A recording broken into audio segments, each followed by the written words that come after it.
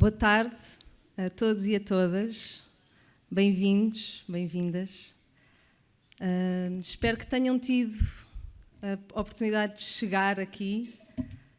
Nos tempos que correm é difícil estarmos inteiros num lugar com tanta correria, tanta hiperligação, mas o convite é realmente chegarmos e estarmos aqui disponíveis e inteiros, silenciar os telemóveis, silenciar preocupações do exterior, vai fazer com que este espaço-tempo seja mais interessante.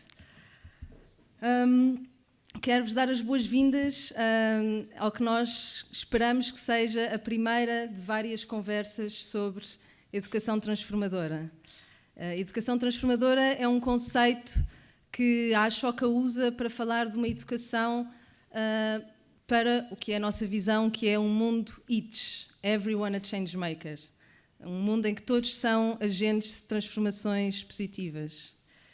E esta visão, este conceito, surge da constatação de que vivemos num mundo cada vez mais marcado pela alta velocidade, pela mudança, com problemas sociais e ambientais cada vez mais complexos, mais gritantes, e é urgente fazermos uma transição, é urgente que haja uma transição de modelos hierárquicos marcados pela repetição, pela competição, pela desresponsabilização, para ecossistemas colaborativos, de uma liderança partilhada, consciente, atenta, servidora.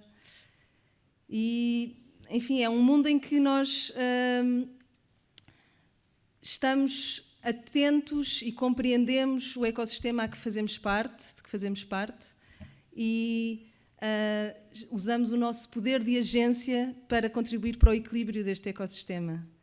E para que nós possamos ser isso, para que nós possamos ser agentes de transformações positivas, precisamos não só de ter competências técnicas e conhecimentos que aprendemos nos livros, não é? Precisamos de coragem, precisamos de resiliência, precisamos de presença, de imaginação, de curiosidade, de,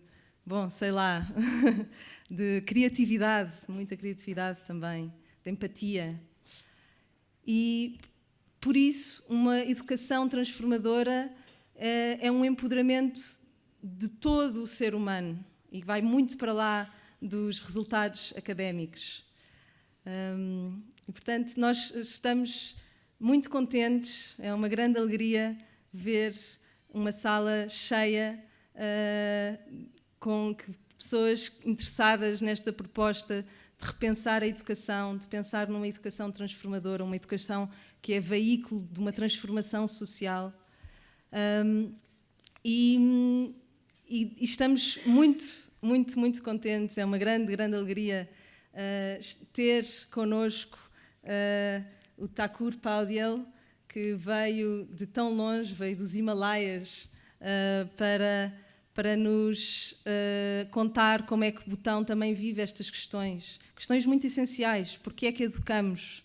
É a questão mais básica quando começamos a falar sobre educação, não é? E estamos muito alegres por ter também a professora Helena Marujo, que tem feito tantas coisas e se tem dedicado a nada mais, nada menos do que a promover a felicidade e a paz global.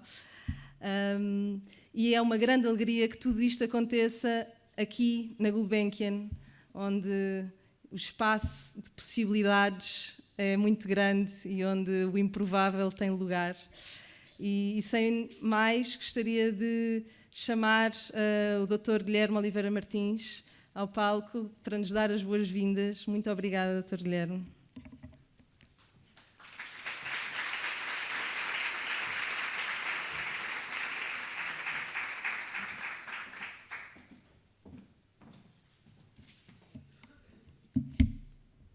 Muito boa tarde a todos e a todas. A Fundação Carlos Gulbenkian recebe esta iniciativa com um enorme agrado e em coerência com 60 anos, mais de 60 anos de ação, em que temos procurado ir ao encontro de todas estas preocupações que a minha querida amiga Constança Aragão Moraes aqui nos exprimiu. Como conheço a Constança desde bebê, naturalmente, que sei bem que foi um percurso muito sólido, um percurso muito bom, em coerência com esta preocupação de garantir que a educação transformadora é, afinal, a compreensão do cerne do ato e da arte de educar.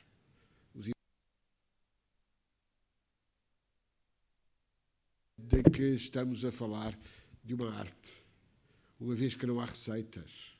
E como não temos receitas, temos que olhar cada um olhos nos olhos.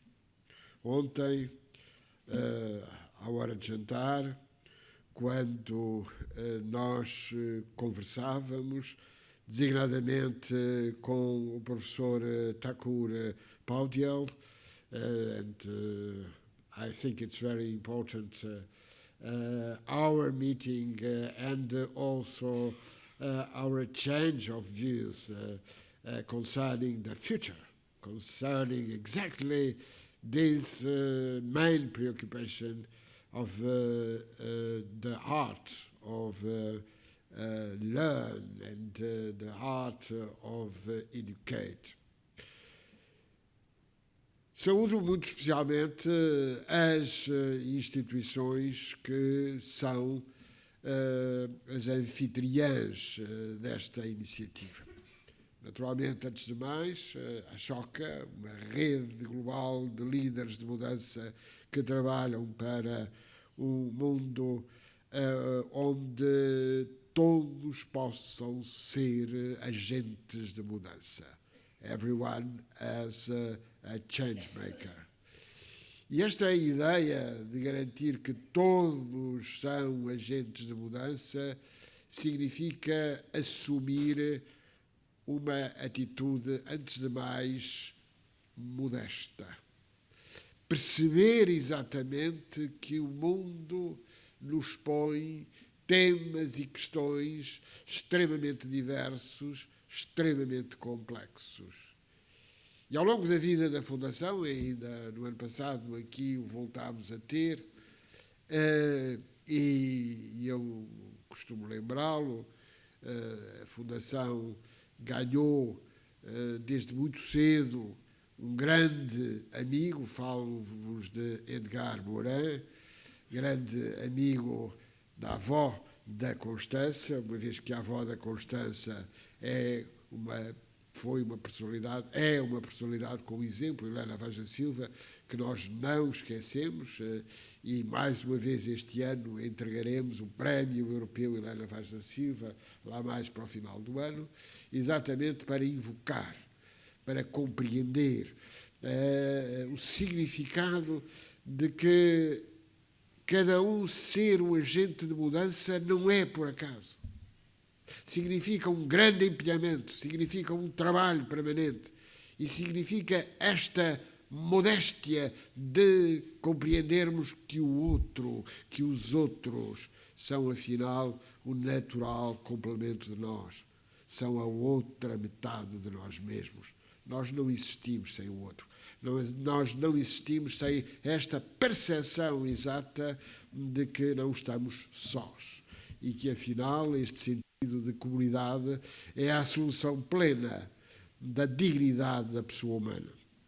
Depois, uma saudação especial ao mindfulness na educação, e para mim foi também um grande gosto o nosso encontro de ontem e a compreensão exata da importância desta rede de educadores, psicólogos, investigadores, outros profissionais da educação, que pretendem, afinal, garantir a concretização responsável, científica, daquilo, naturalmente, que é esse conceito hoje fundamental de mindfulness na educação.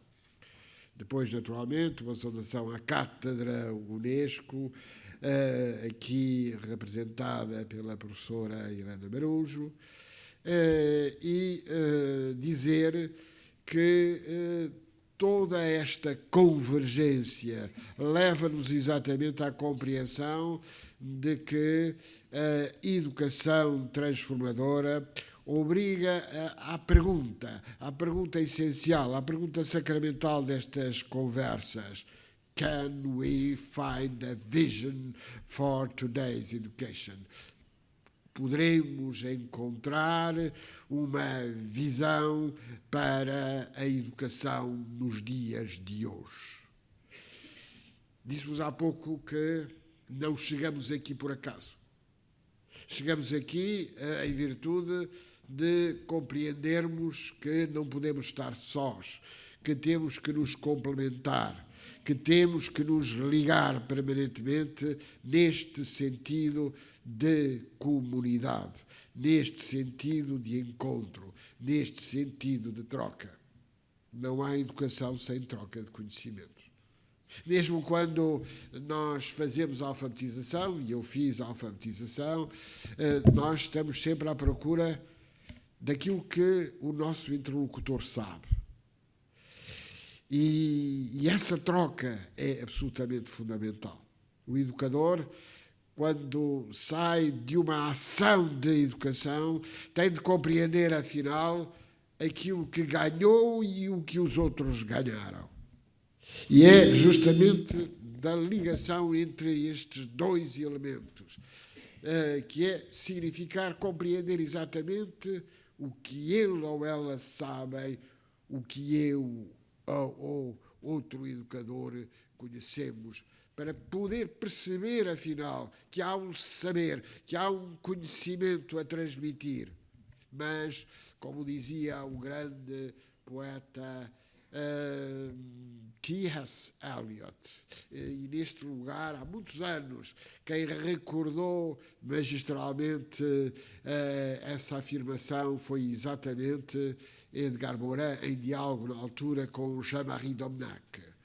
E ele dizia: quanto conhecimento perdemos na informação, quanta sabedoria perdemos no conhecimento. Esta é que é a questão fundamental. Perceber que não basta ter informação, é preciso transformar essa informação em conhecimento e, simultaneamente, garantir que o conhecimento se traduza em sabedoria. E é esta ideia fundamental. Ontem, durante o jantar, não falámos de outra coisa. Falámos como ligar o saber e os saberes, o diálogo e a troca de saber e saberes com a sabedoria. Perceber exatamente que temos de ir além do estrito conhecimento instrumental para chegar justamente ao conhecimento que entende aquilo que é o essencial. E o essencial está na dignidade da pessoa humana. Pessoa. A palavra pessoa significa originalmente, etimologicamente, apenas a máscara do teatro grego. A máscara, prosopon, persona. É aquilo que nos distingue. É aquilo que nos afirma e, simultaneamente, nos distingue do outro. É a garantia, afinal, que identidade e diferença são faces da mesma moeda, como liberdade e igualdade, como igualdade e a diferença. Temos, naturalmente, que o entender. Por isso, a educação é uma arte, e esta arte significa, afinal e permanentemente, a percepção de que, mais do que os instrumentos que dispomos, é o entendimento, que é a relação olhos nos olhos, que vai permitir que a aprendizagem seja o fator essencial que distingue o desenvolvimento.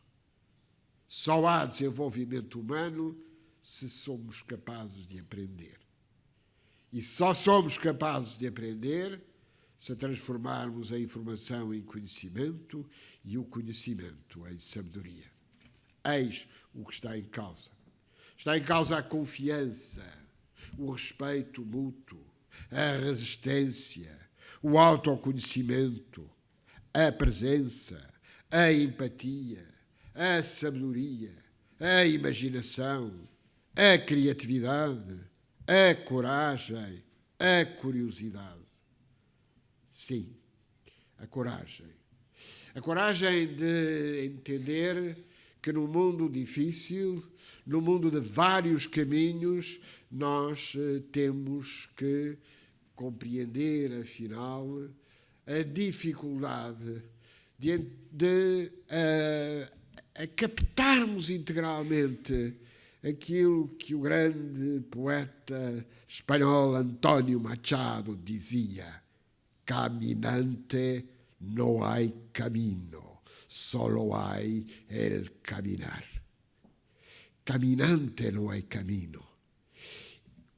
Para compreendermos a essência desse caminho para o conhecimento e para a dignidade, nós temos que fazer da experiência e do exemplo os elementos fundamentais.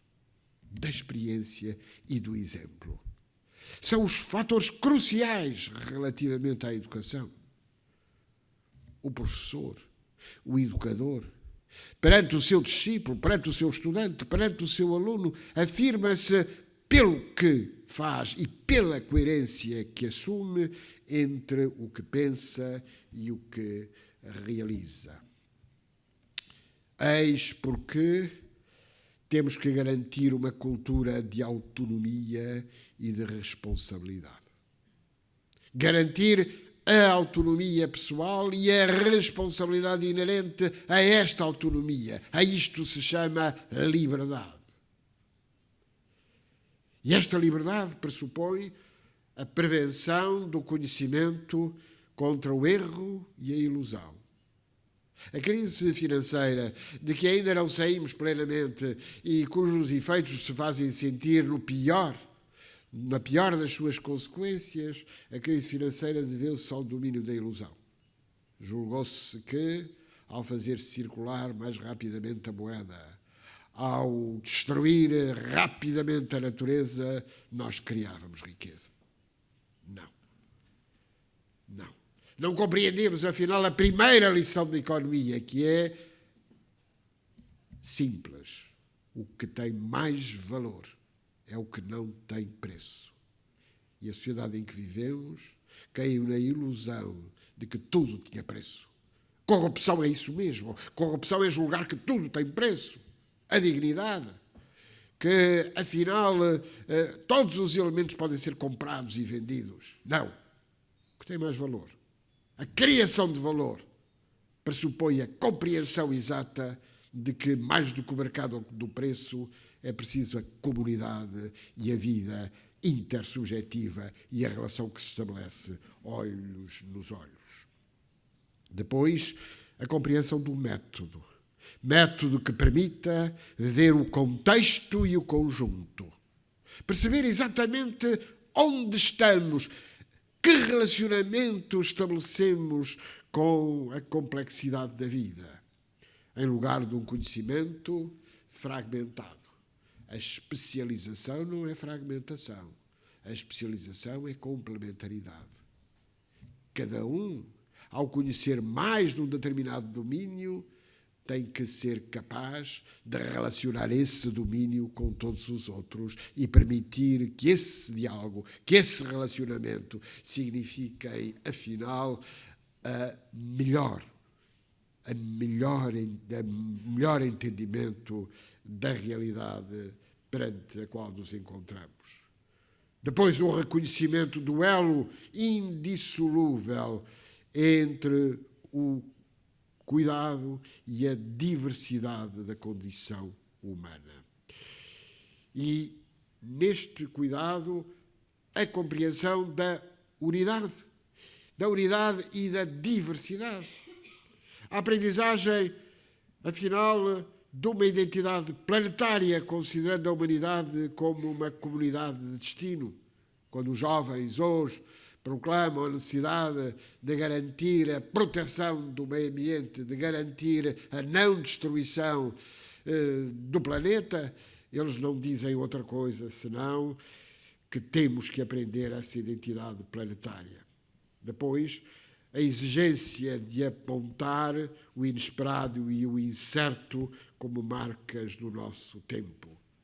Educação para a compreensão mútua entre pessoas diferentes, de várias pertenças e culturas.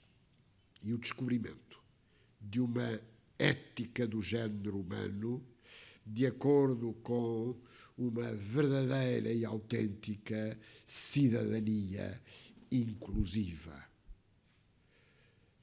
A democracia grega dava-nos uma democracia exclusiva. Quanto avançamos desde então até hoje, mas ainda não é suficiente. A inclusão tem que prosseguir como exigência. A inclusão tem que prosseguir como partilha. A inclusão tem que se garantir através da transformação, da mudança. Educação transformativa, educação que permita absorver, compreender esta mesma realidade, é o grande desafio perante o qual nos encontramos. Em todos,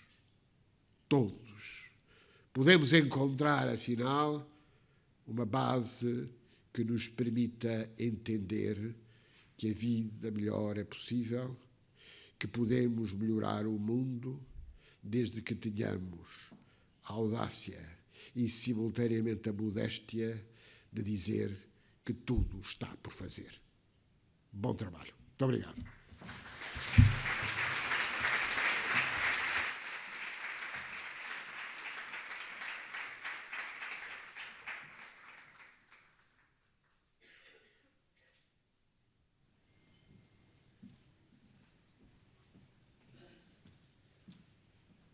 Muito obrigada, Dr. Guilherme, por tudo.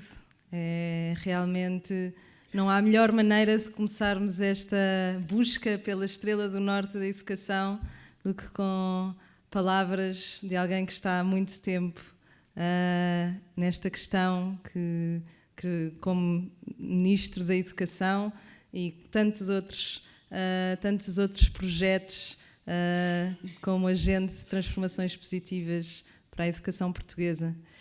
E agora vamos passar para a nossa conversa, para uma conversa aberta. Na última meia hora depois teremos um exercício de inteligência coletiva, mas por agora vou chamar ao palco os nossos convidados que vão animar esta conversa, e verão que vai haver uma cadeira que fica vazia e essa cadeira vai ser ocupada por vários elementos do público a uma certa altura. E o convite aqui é que as perguntas e as partilhas que aconteçam sejam tão simples e essenciais como a pergunta que nos traz aqui.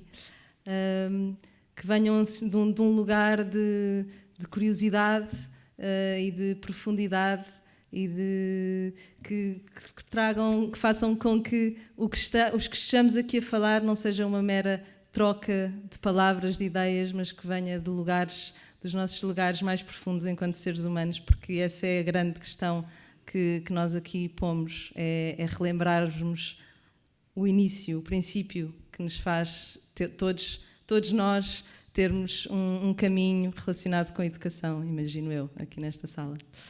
Então vou chamar os nossos convidados, peço que os acolham com uma salva de palmas só no fim de eu listar.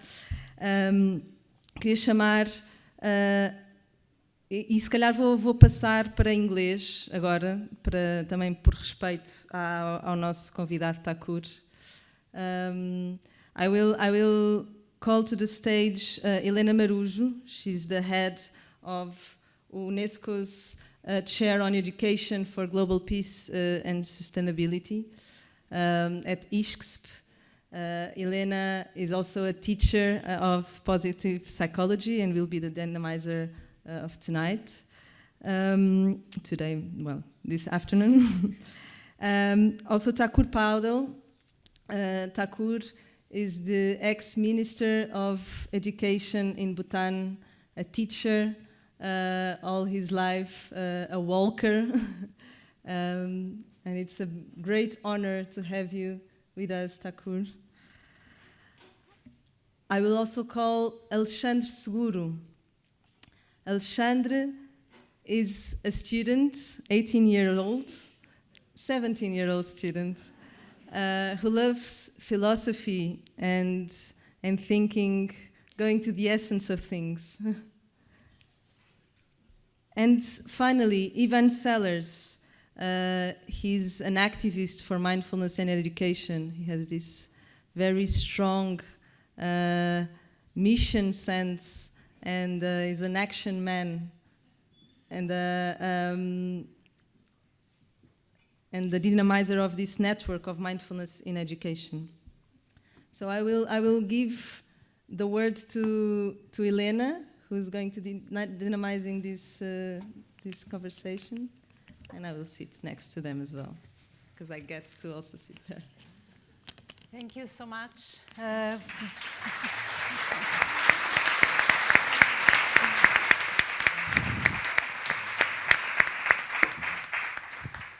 Boa tarde a todas, a todos. É um privilégio, uma honra estarmos aqui em conjunto.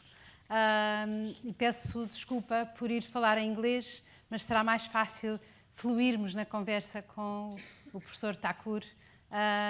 E por isso, todos aqueles que precisam de tradução têm lá fora a possibilidade de ir aos auscultadores. Dearest Professor Thakur, wonderful colleagues of panel, magnificent organizers and supporters, dear participants in this dialogue, thank you all for choosing to be here today. You could be in so many other places. You have chosen to be here.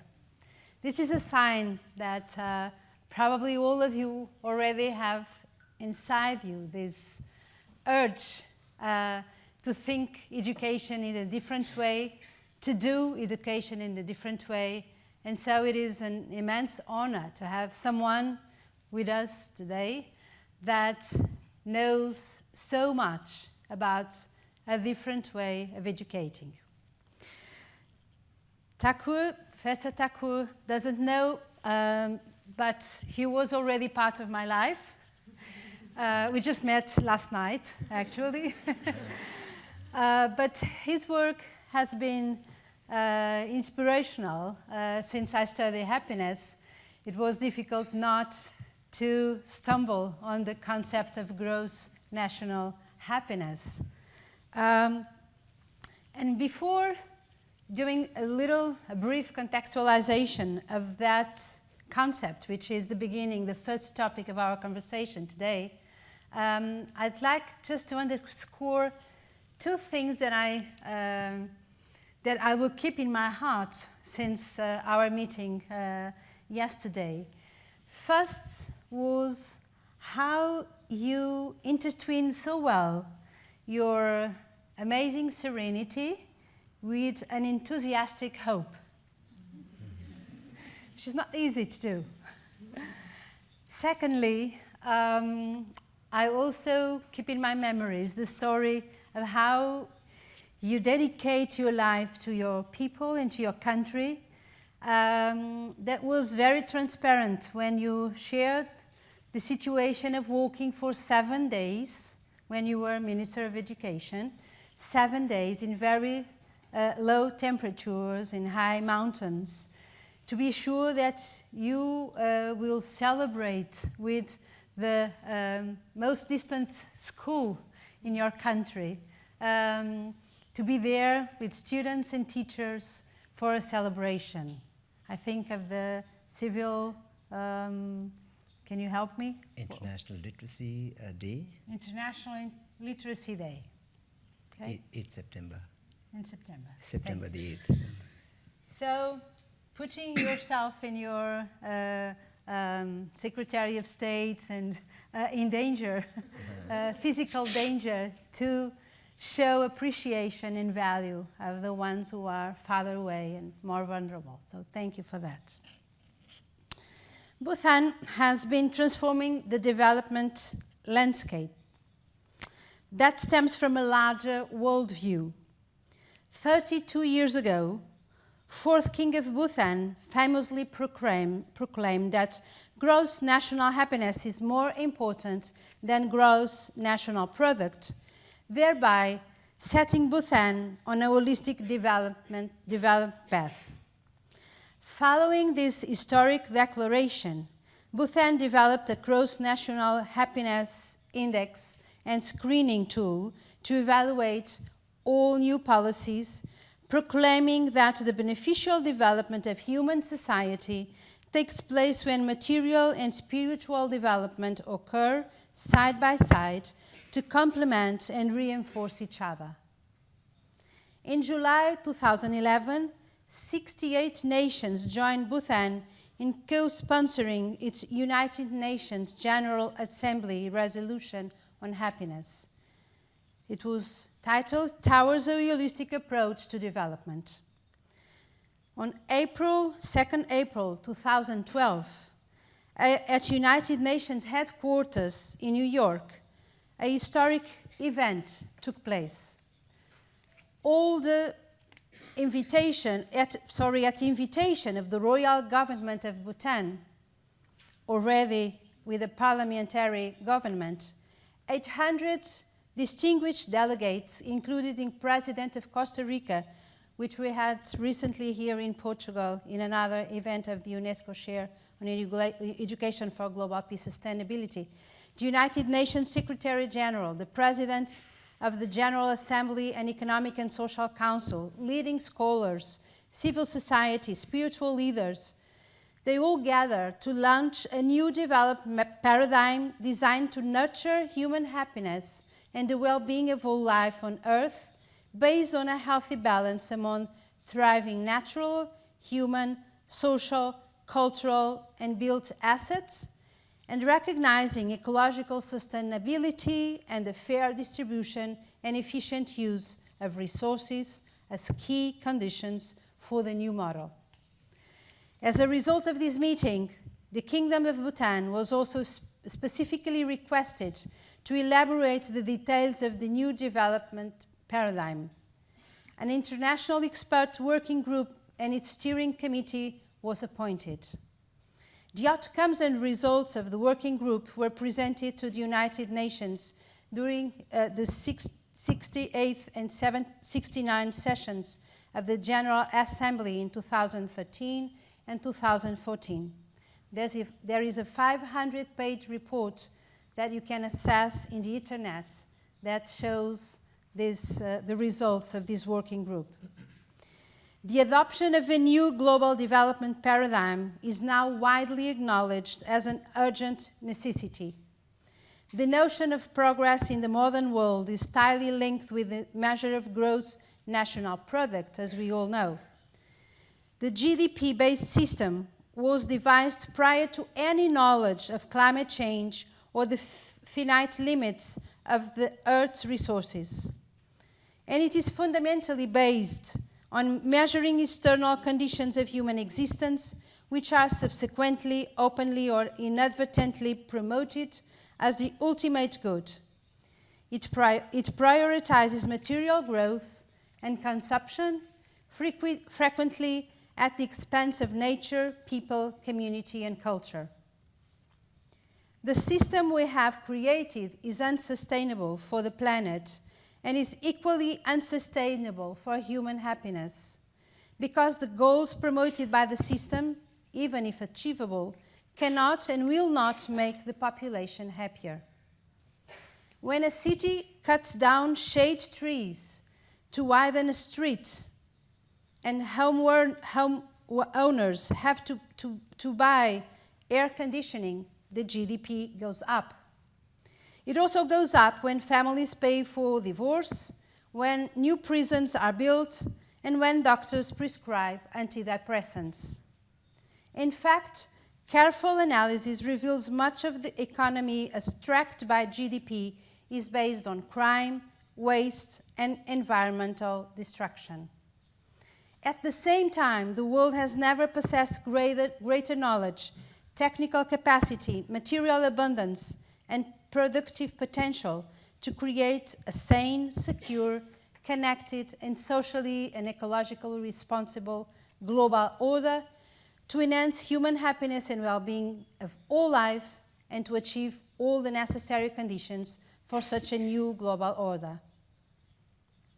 Therefore, this event shows that planetary crisis and malaise is the powerful surge of activity from civil society movements around the world, taking the lead where governments feared to threat and giving courageous expression to humankind's basic goodness and inherent wisdom. That's why we are here today. Now, Professor Thakur, I'll ask the first hard question. At least for me, it's a hard one. And give you finally the voice that we all want to hear. When we think in terms of happiness, we usually find several dichotomies that I think are in conflict. One is the materialistic versus the spiritual. The second is the individual versus the public happiness. And third is the hedonic versus the eudaimonic happiness.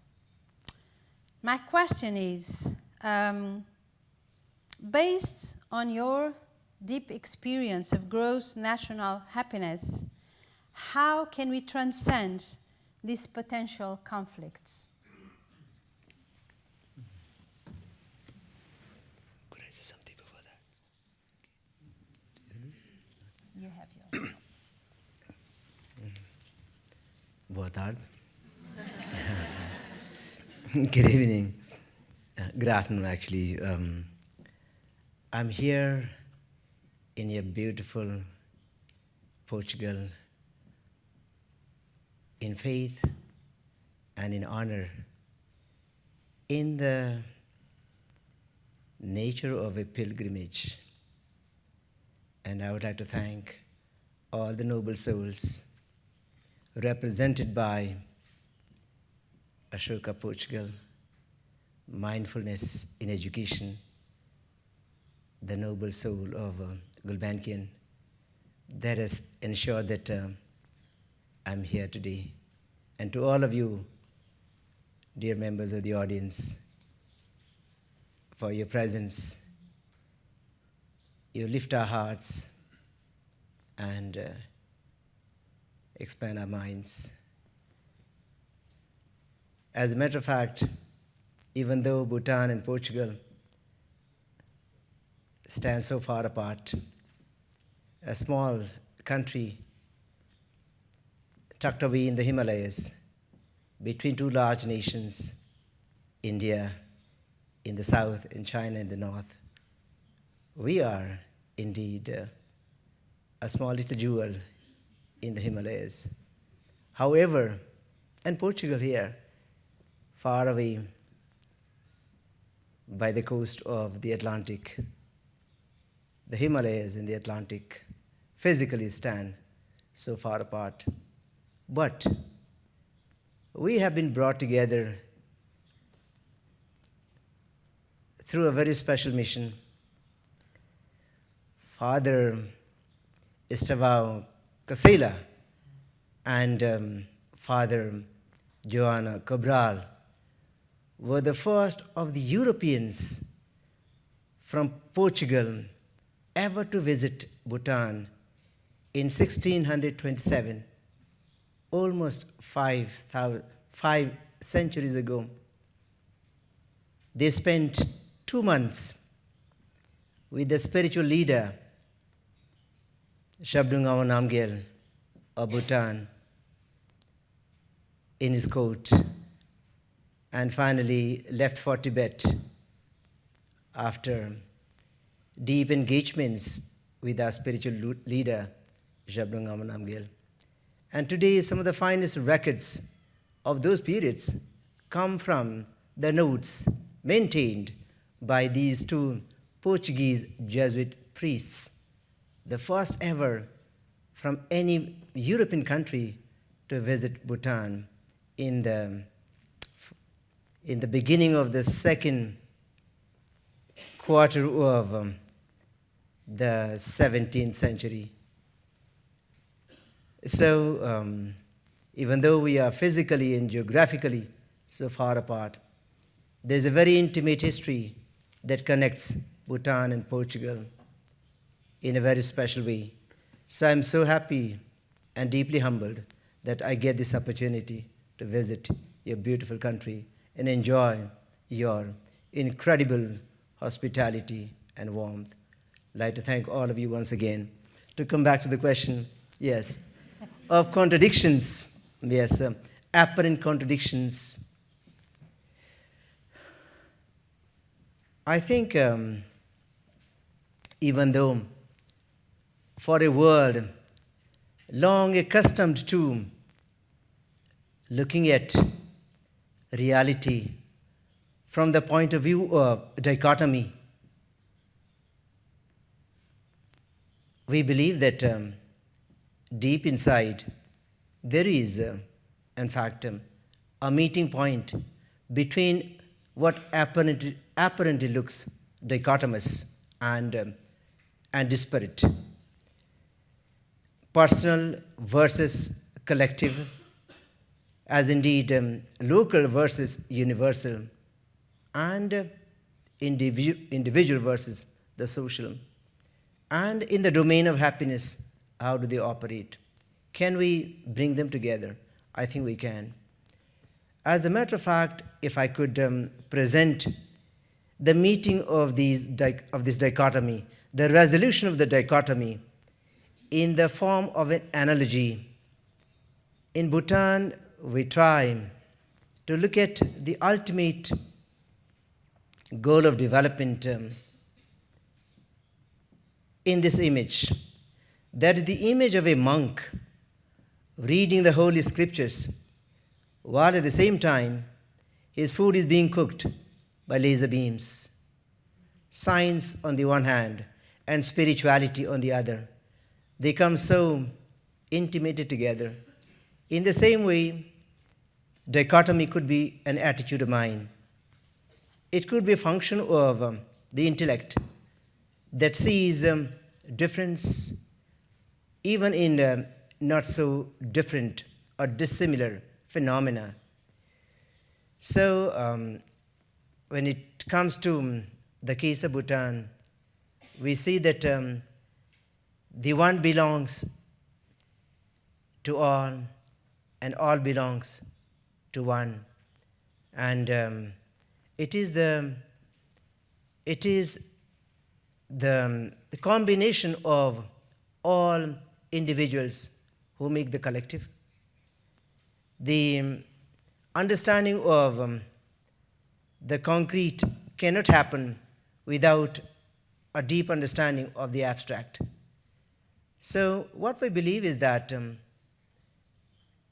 competition as well as cooperation can exist together. Healthy competition could actually support cooperation and harmony. Understanding of the need of one, while at the same time we also understand the need of the other.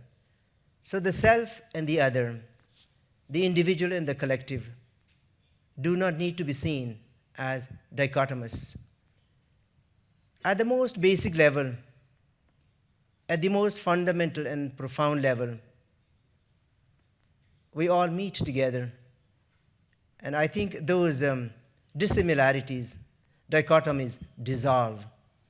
And what appears and what actually evolves is a deep symphony, a deep synchronicity, a level at which we all meet, a level at which differences dissolve.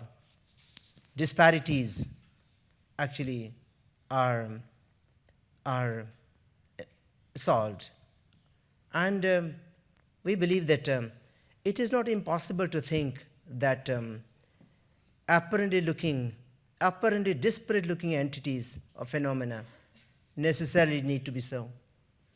At some deep, profound level, they could actually be seen as belonging together. I think this is a bit too abstract of an answer, but I believe that it is not necessary that we have to see everything as individual entities, but they belong together. And at a deep level, there is this inherent harmony. And that inherent harmony is what integrates and brings all phenomena together. And that's what I believe all education, all development tries to achieve. Yes.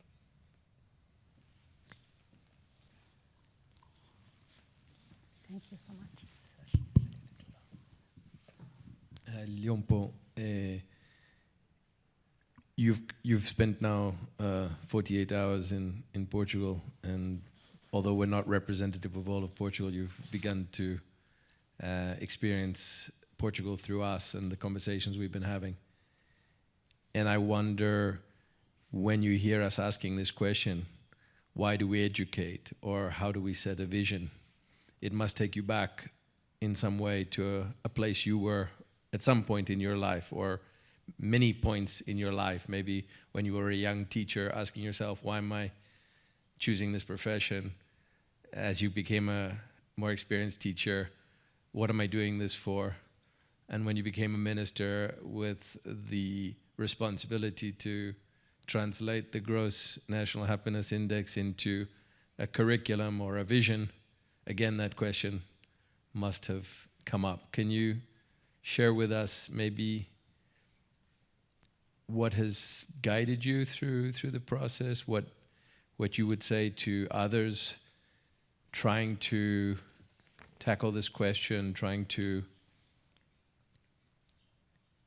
look for, I hate to use the word new answers, but you said yesterday that education is about hope. And I think one of the things that brings us here tonight, is hope. Hope that through education we can change something, improve something, be more at peace with something.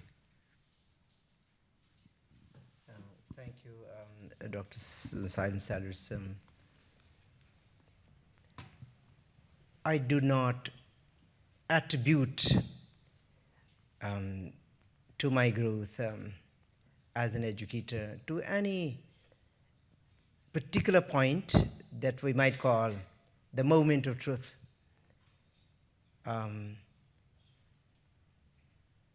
I was actually extremely scared to go to school when I was a young boy. And my parents took a long time to convince me to go to school. I thought I would never go to school because of certain fears of school then. But when I finally went to school, I discovered that it wasn't such a bad place after all. Yes. I grew there. I became what I'm today through this very special gift called education and learning. And in my time in the village, the school was the center of our universe. And in that center of the universe, the sun that shone was the teacher.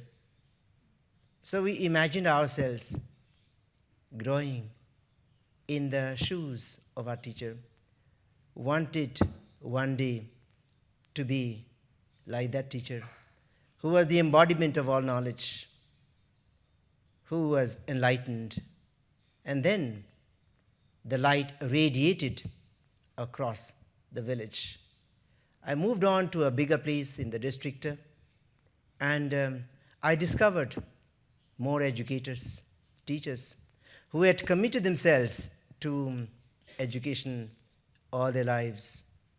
And I thought one day I would be an educator or teacher like them. When I came back from the university, at that point in time, all of us university graduates had to take the civil service examinations, and those who did well could choose any ministry of the government. One could join the foreign ministry or the home ministry, education ministry. So it was such an open invitation to join any university. And anybody who did well, particularly well, invariably chose the Ministry of Foreign Affairs, because that was very glamorous. It still is. But I decided I would be an educator. Many of my friends felt that I was such a stupid person, giving up that glamorous, attractive position or opportunity to be somebody in the foreign ministry, and deciding to be an educator. But I've always felt, right from the time I was a student, that education is important. And today I'm so happy and deeply fulfilled that I have been an educator. Perhaps if I joined the foreign ministry, at best, I might have become an ambassador. But having become an educator, I would like to believe that I have touched more lives, impacted more people, thousands of them. Today, these young boys and girls who shared my space in my classroom are running the country. One is the Prime Minister today, and about 80% of them are cabinet ministers. 70 to 80% of the parliamentarians are our professionals in the country, have been products of our education system. And in this long period of something like 35 years, I've traveled across the length and breadth of my country, visited the remotest schools as the Minister of Education. In fact, my colleagues in our education ministers' meetings used to tease me, "You are the most foot-traveled education minister in the world." Yes. But I'm so happy that I did it. And even today, I feel so deeply connected with my students, with education, because I deeply, deeply believe that if education succeeds, no nation can fail. Education failing, no nation can succeed. Education is the instrument that has power. His Excellency Dr. Martins was saying how information converts to knowledge, and knowledge to wisdom. And knowledge is power, whether we like it or not, whether we accept it or not. Education, knowledge, changes lives. It transforms societies. It brings about improvements in the world. I think today we are better off thanks to education. I'm happy that all over the world, education has made a positive difference to the lives of millions of people. And I'm very hopeful. Education is built on the principle of hope. It is built on the principle of possibility. A child who doesn't know much today, we hope, will learn and become better off tomorrow. A young man or a woman who is struggling to master some subject will be able to get a good hold of and marshal the information and knowledge hidden away in the different fields of investigation. education is also built on the principle of faith. Faith. Faith is so very important. Today, all around the world, there is so much of cynicism, so much of negative energy. And I think this is bad news for the world, bad news for humanity. Young people, our boys and girls, our children, need to be told that with all the problems of the world, knowing fully well that the world in which we live is an imperfect place, and the life that we have is not always a bed of roses, but with all its imperfections, life is still precious, life is still beautiful, and it is every bit worth it to preserve it and to celebrate it. With all its imperfections, the world is still a good place. There are far more good people in the world than there are bad people. The moment we go out of this hall, the first person we're going to meet will be good persons. So, education ought to be built on the principle of hope, on the principle of faith, on the principle of possibility. If education fails, we fail the nation, we fail the children, we fail the futures. That's why it is so good to see all of you, honorable members of the audience, that you come here because you care for the children. You care for children, and their children, and their future. I cannot say enough about how important education is. It ought to be seen as the most important instrument for positive change. Our societies deserve better. Our children deserve better. Our future deserves better. That's why we have to do all that we can to build an education system, to provide an education to our children that we ought to. Thank you.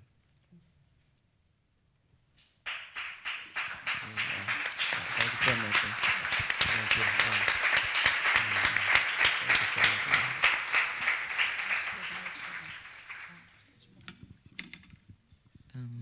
Olá, é uma grande honra estar aqui e foi com muita surpresa que ontem recebi o convite não só participar no evento, mas vir aqui e estar no palco a participar na conversa. Oh yeah, I will speak in English, sorry. That's all right. No, I will speak in English. For me, the question you asked, why do we educate, is the key here. And with my understanding of the world and understanding of myself so far, I think education is all about sharing. It's one generation being curious and open to the universe, understanding it, getting something, some knowledge, some technique, and sharing it to the children, to the next comers of the earth, and so that they can live good lives, better lives than they lived. And so this sharing, this open and genuine sharing, is the most important thing. But I think in today's education system, we are not so much sharing openly, and we are not sharing so that the children can receive or not if they want. We have lost, we are losing the curiosity and the ability to wonder at the universe. Children are losing that. And this is because we are failing at some parts. As you've said, the world is imperfect and the human being is imperfect, and is constantly evolving, and he evolves through sharing with each other.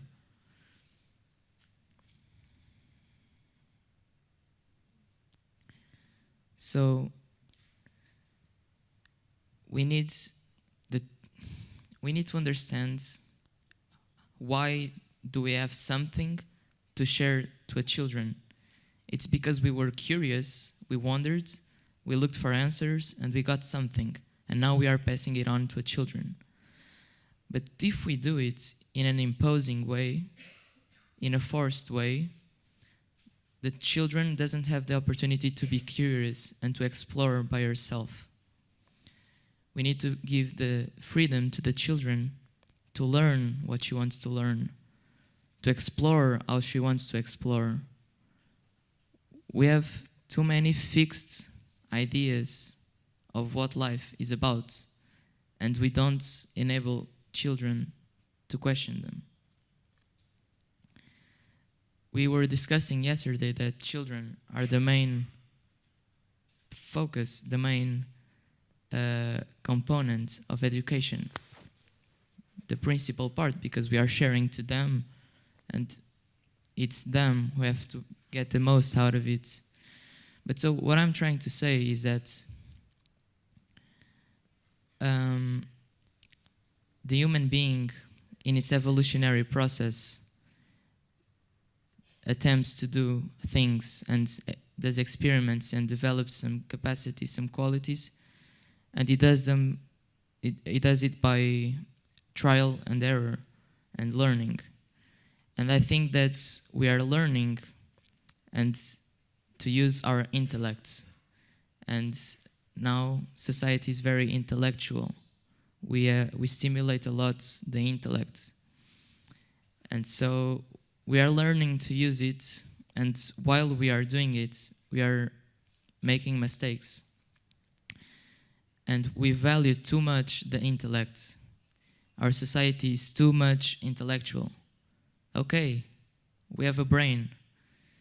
We may be a little smarter than animals. So what? We are not just our brains. Okay? We are too proud of our brains like it's the only thing we have. And that's the only thing we ask students to develop and we stimulate. And the big problem...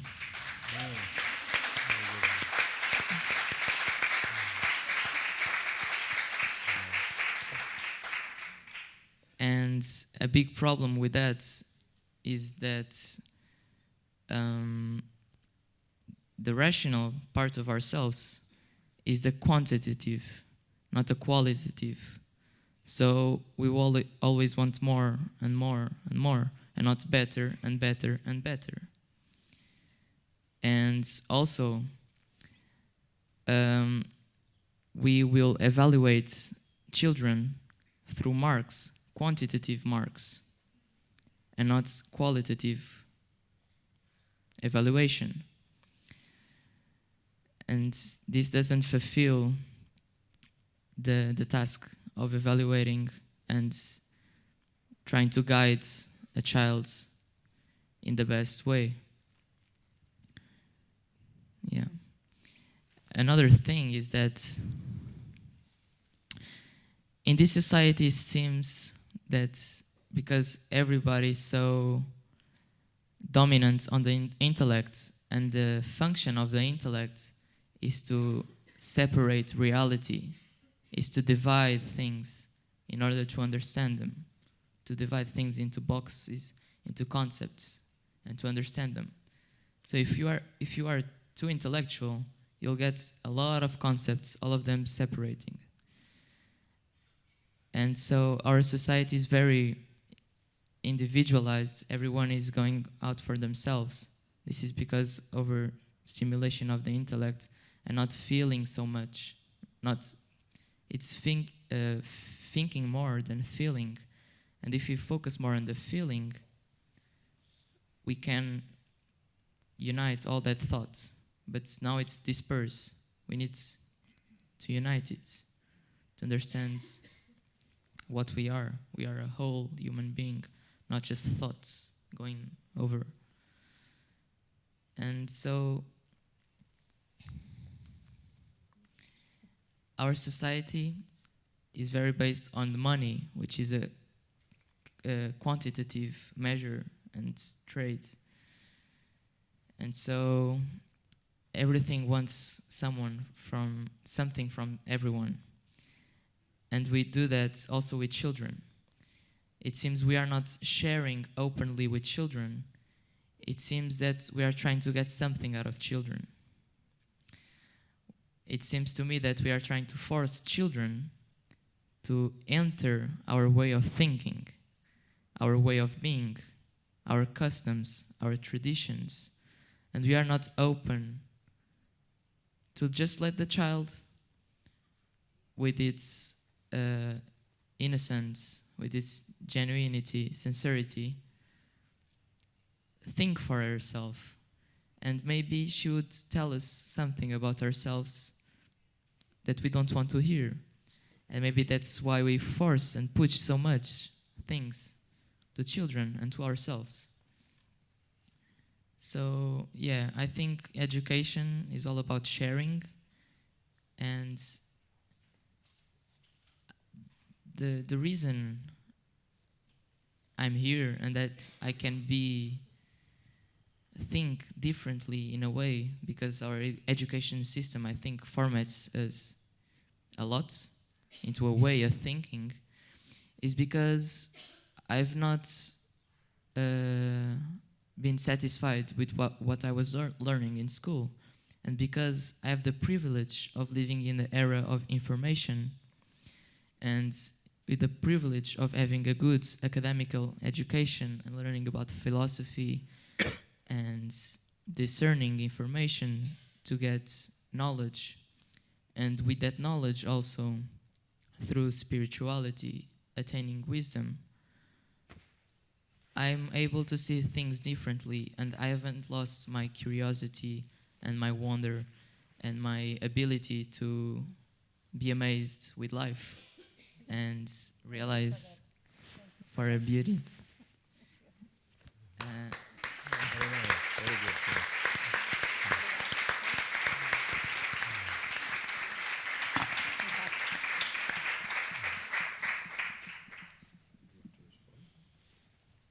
Any comments from you? I think. Thank you. That's okay. I think we can move on. I think Alexander responded to part of the question that Dr. Mario asked me earlier on, and yes, resolution of the contradictions being very possible indeed. Certainly, I think today there is so much going on around the world in the name of education, but a lot of it doesn't have much to do with education. Some wise people in the past called education the noble sector. No other sector of public service has ever been called the noble sector, not even health. But some wise people described education as the noble sector. Perhaps the aim of education then was intended to be helping young men and women, boys and girls, our children, to cultivate the nobility of their mind, helping our children cultivate the nobility of their heart, and thereby helping them to cultivate the nobility of action. So when the nobility of the heart and the head and the hands converged, the outcome was a well-integrated, a harmonious, balanced individual. But today we have segmented, as Alexander was saying, the head from the heart, and the hands carry out actions that have everything but nobility. And education ought to be a process that allows young people to sharpen their brains and skills, but at the same time to build faith and character. So whose claims at the end of the day do we acknowledge and advance in our schools, colleges, and universities? Is it the claim of the head alone, the claim of the intellect? Do we acknowledge the claim of the heart, and indeed the claim of other elements? In our scheme of things, we believe that education should not be limited to acknowledging and advancing the claim of the mind or the claim of the employment market alone, or that of companies and corporations per se.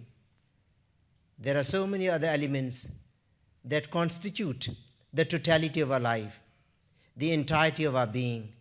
So if the focus is only on one claim to the exclusion of other vital claims, learning would be very unfulfilled or unfulfilling and almost meaningless.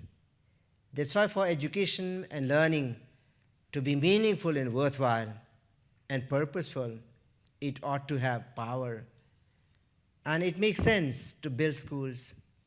We build schools, colleges, and universities and collect the most precious segment of the population, our children, our boys and girls, who will be the next generation of our leaders and citizens.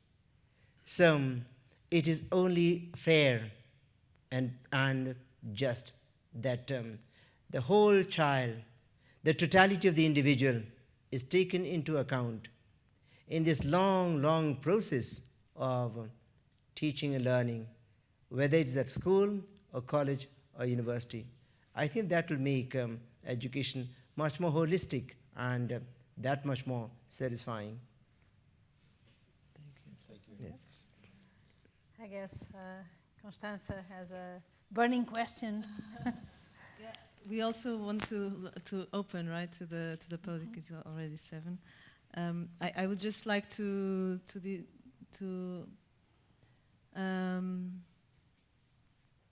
reflect and yes, to also make the bridge with the Green School of this conversation on a holistic education that sticks to the essential parts and of the human needs and it is a vehicle of human evolution. This gross national happiness, we're talking about the North Star of education here today, and how did in Bhutan this gross national happiness become the North Star, and how, so it is, I see it as being a compass that guides, governance, and that guides also education. And how did it help building an education system that is oriented to such holistic and essential things as the dimensions of the gross national happiness? We are looking in the screen. We have the indicators, and I will also now put here there are the greeneries of Green School. I would like you to talk a little bit about that process of finding the North Star and then aligning to it. Thank you. Dr. Alina Mariu, in a very generous introduction, created a context for us in which to engage in this discussion. Thank you very much indeed. Very generous of you. We believe that just as indeed every man, woman, and child ought to have a dream, so also every society and every nation ought to have a North Star. As we all know,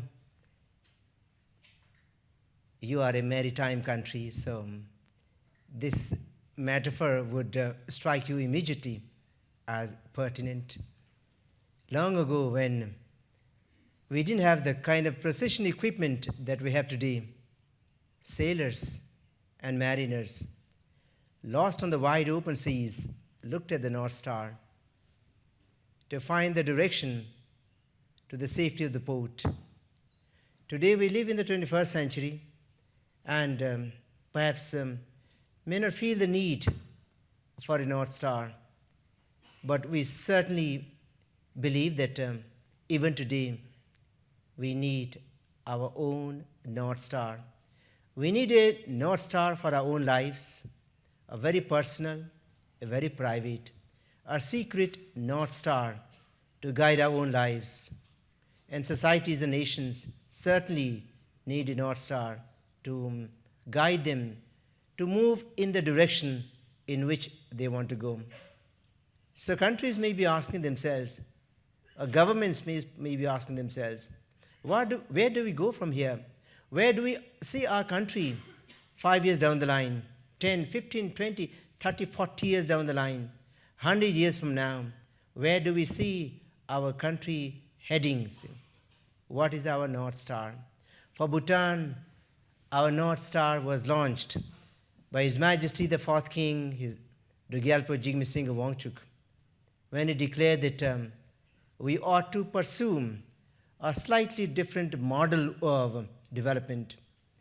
His Majesty was very young when he had to assume the responsibility of running the country. When he was still in his teens, 16 going on 17, our third king passed away in a faraway country, Nairobi, Kenya, out of a heart attack. So a young prince had to assume the responsibility of running the country. But as young as he was thinking about how to move the country forward.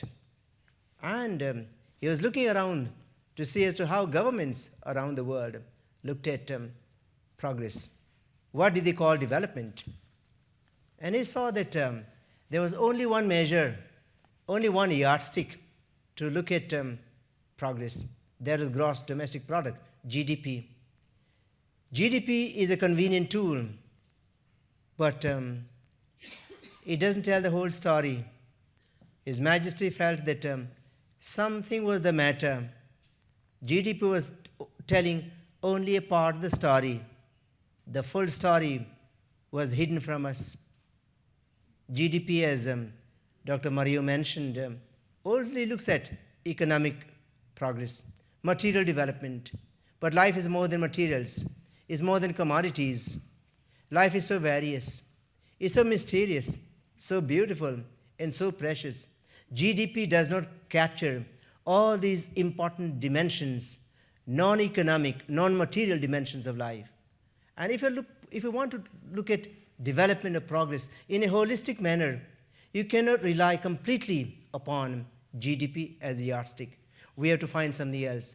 That's why His Majesty proposed that for Bhutan, we have to evolve a more holistic, a much more integrated and sustainable model of development. And he gave the name gross national happiness. Over the past 4.5 decades, gross national happiness has been our North Star.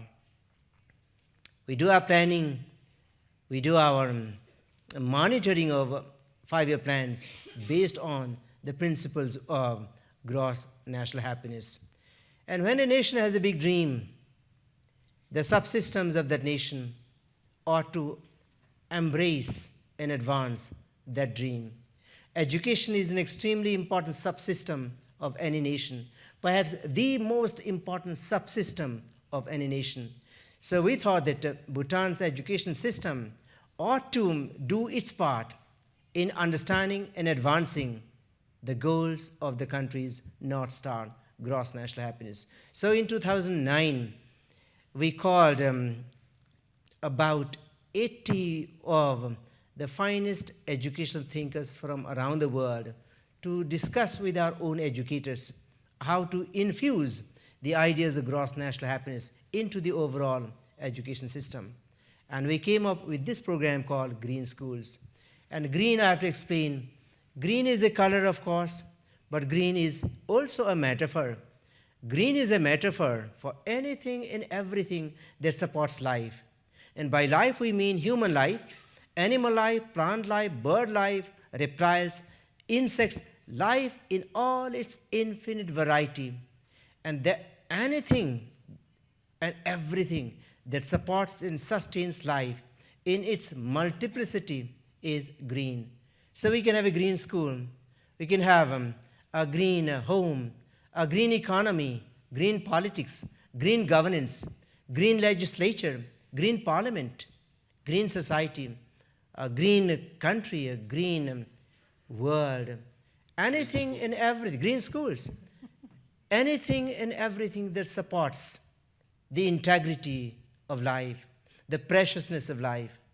And education ought to be an instrument to discover and to value the preciousness of life, and that is facilitated by learning. So in my green school, we have 8 elements, and we begin with the most obvious and the most immediate element, that is planet Earth, our natural environment.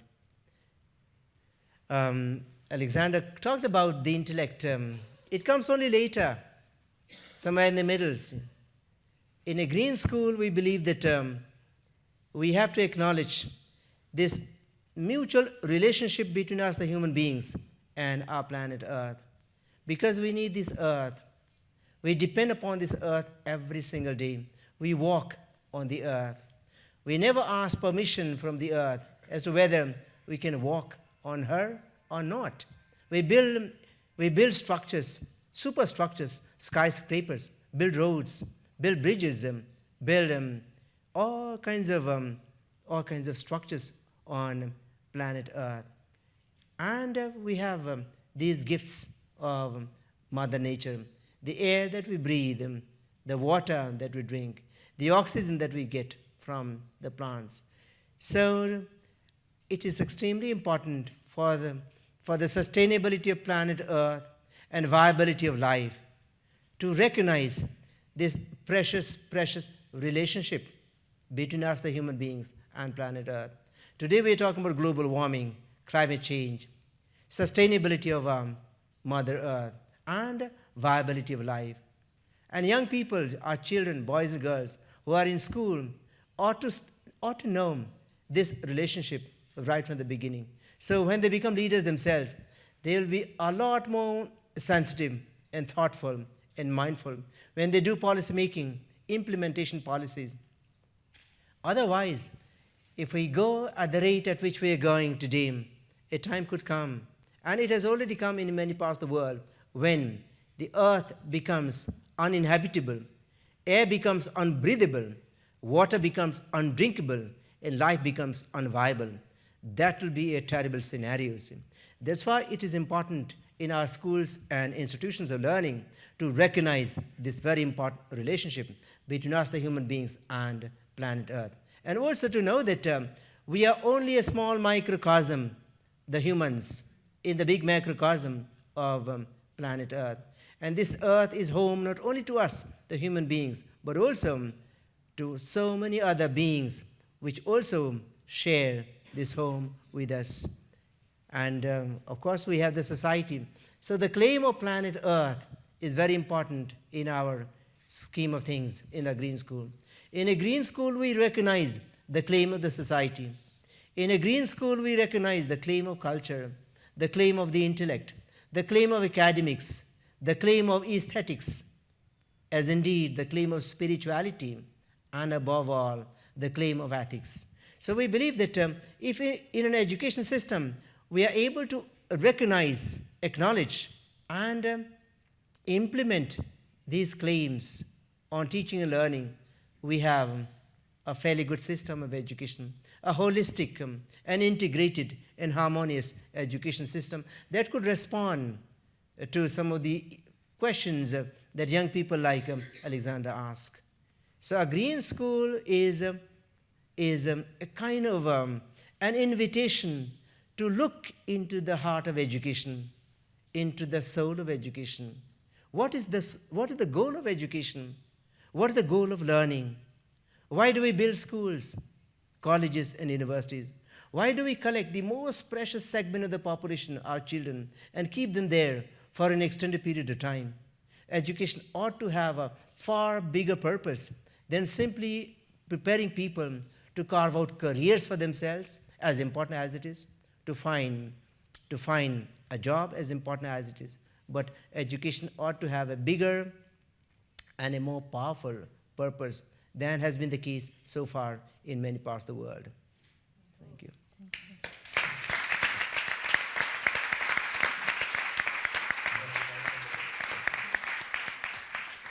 Thank you so much, Thakur. I'm now asking, we have an empty chair, for one of you to come and just comment, ask also a question, and then a second one.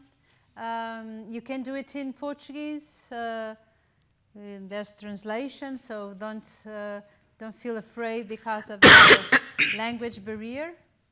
So who'd like to join us in this conversation right now? We have an opportunity for 2 or 3 people. Yes. So thank you. I'll remember you as being interested as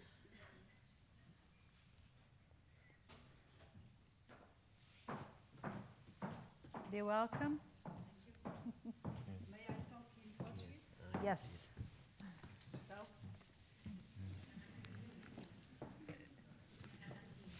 Can you introduce yourself? Thank you. então, estou muito feliz por estar aqui. O meu nome é Luísa Fernandes e acho que esperei a vida toda para estar aqui com vocês. Portanto, já agora introduzo, quer dizer, agora estou a pensar um bocadinho em inglês, apresento-me mais. Eu sou professora há 30 anos e a partir de hoje eu não vou ser mais professora no lugar onde eu até hoje dei aulas. Não é porque eu não gosto, é porque eu amo.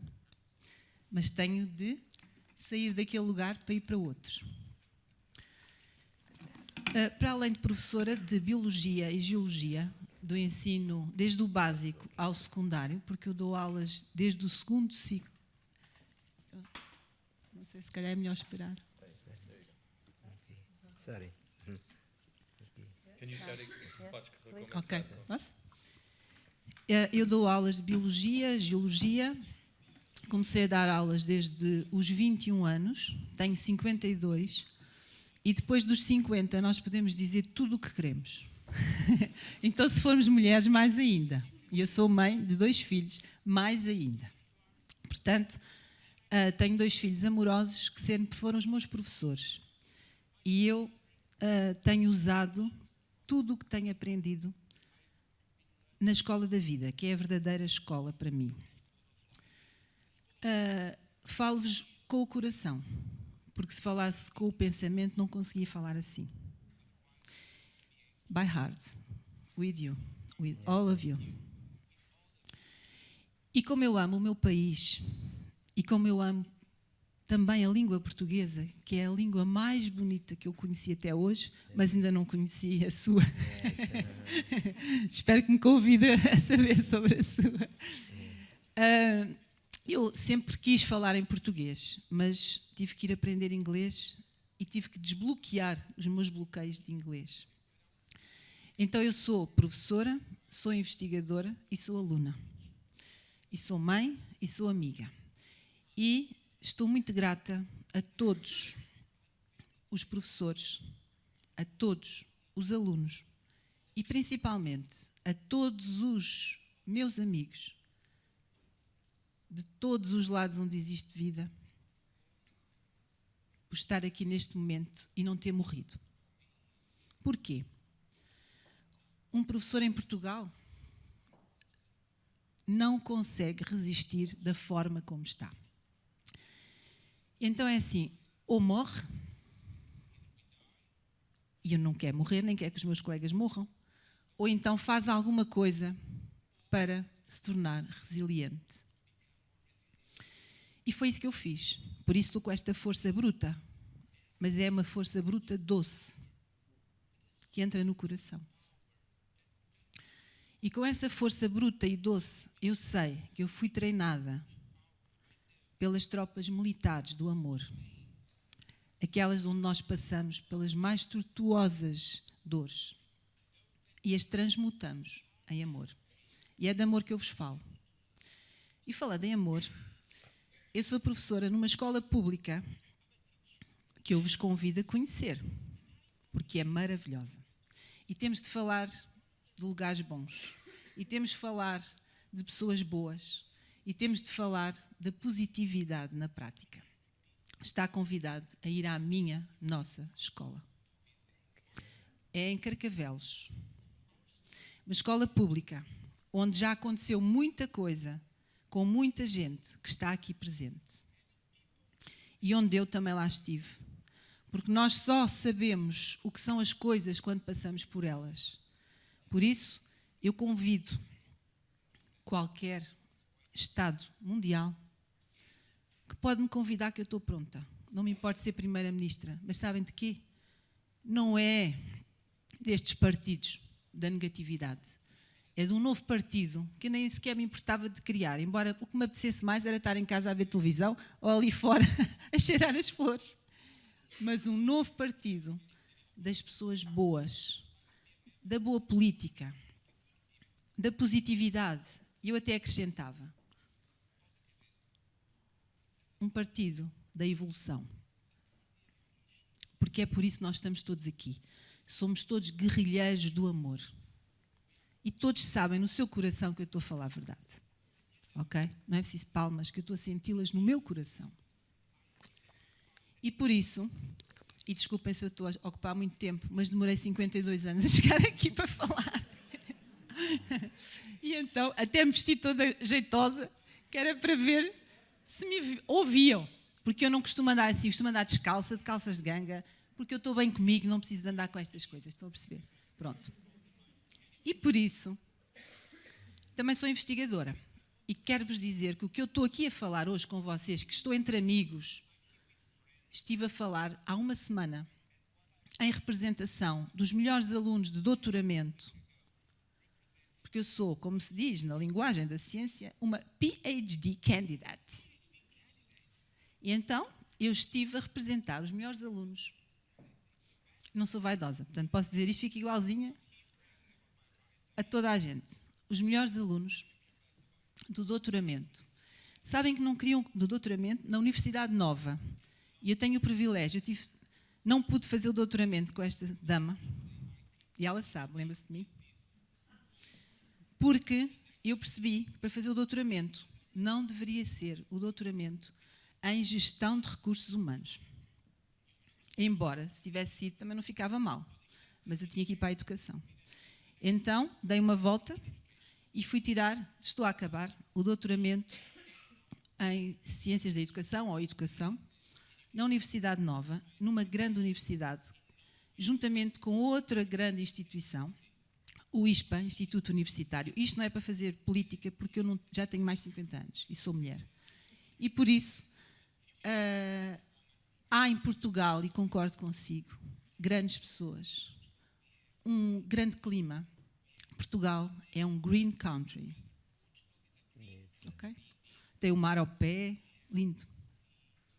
E por isso, e para que vocês sintam a satisfação que eu senti, apesar de não ter passado na televisão, porque estas coisas não passam na televisão, não é? Eu fui convidada a estar ali e eu preparei-me toda e fui para a primeira fila. E quando eles pediram para falar, eu era aquela que levantava sempre o braço. Era ao esquerdo, era ao direito, eu já estava a fazer ginástica, já parecia que estava na aeróbica. Até que o primeiro-ministro de Portugal, ele que me perdoe, mas ele não me via. Ele só me viu durante todo o tempo em que eu estive a dar-lhe energia para ele falar e representar bem o nosso país. E energia não é nada da metafísica. Energia é capacidade de produzir trabalho. E realmente é isso que os professores precisam. Não precisam de dinheiro. Foi isso que eu disse ao nosso primeiro-ministro, quando me deram a palavra. Please, I'm sorry, I'm the timekeeper here. I'm just going to say that we have Thank 3 you. more minutes. É que 52 anos é muito tempo. Então eu vou resumir.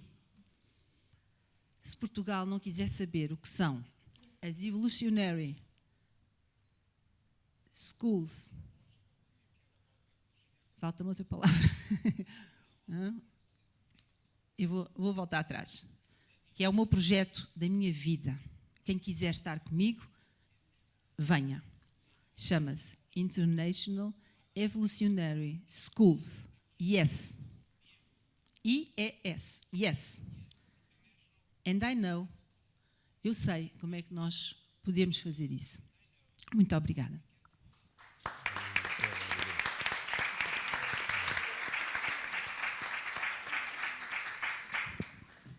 Nós nos conhecemos nós nos conhecemos quando estávamos na escola com a Adelina, não foi? Ah, muito bom, está bem. Muito obrigado. Sim, obrigado por ter juntado a nós. Did you want to respond? Otherwise, I was going to invite the second lady to join us, if you'd like. Queres juntar-se a nós?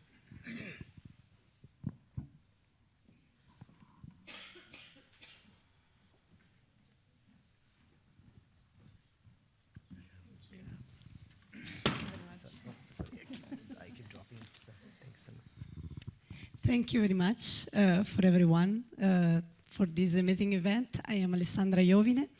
I am Italian, and I am trying to bring a change in the schools in Italy. So I've been working with a group of friends in Italy, brainstorming about how we could really bring this change in the schools. So here is what comes my question for you. Maybe before that, before going to the point, I will explain a little bit. I was volunteering in a school in the Dominican Republic, in a very innovative school. It was a great experience for me to see how teachers were interacting with students, how classes were organized, thought about bringing teamwork together, bringing children also to work with the earth. And I was inspired by that. So when I came back to my country, I wanted to bring a change.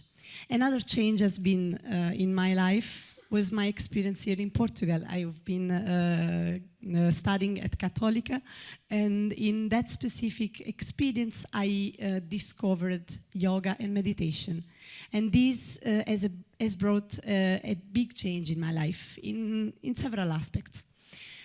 So to bring this change in the schools, how we can really do that, which could be the instruments to bring this change really practically, like bringing yoga and meditation class, but also what other proposals do you have for me to bring in my country and to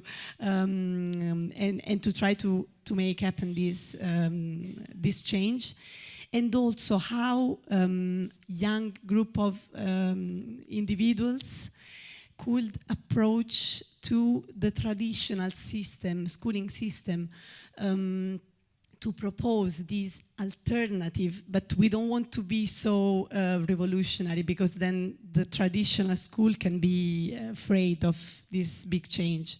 So how we can kindly propose this in a very practical way. Thank you so much.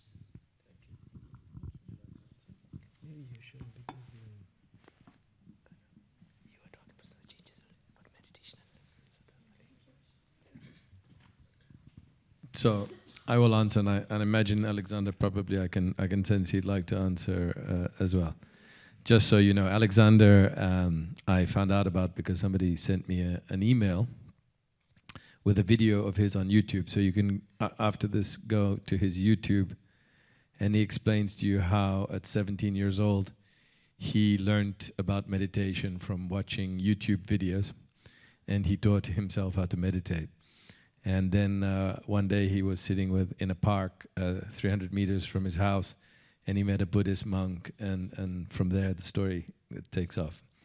Anyway, he impressed all of us so much that we asked him to be here with us today, and he has very clear and very centered feelings about many of the things that you would be interested in. Like you, I discovered meditation by chance about 10 years ago. I actually was walking the Camino de Santiago, and I developed over the course of my walking a sense of wisdom and a sense of compassion that I'd never experienced before. This was in 2009, and I asked on the forum, the internet wasn't that popular yet, but I asked, how do I keep this wisdom and this compassion without having to walk 30 kilometers a day for the rest of my life? And somebody said, well, you could try meditation. So I went and found out where I could learn about meditation, and I tried my first experience. And I had an epiphany, as many people do when they discover these Eastern practices, because I said to myself, this is so moving and so refreshing and so beautiful. Why aren't we taught this in school from the very moment? Okay? And I've heard many other people say that. In this room, I can see there quite a few other people who'd love to probably come and talk with you afterwards, or have the same feelings that you do, because we work together and we're beginning to form a community. Because when you want to make change, it's not as simple as shouting.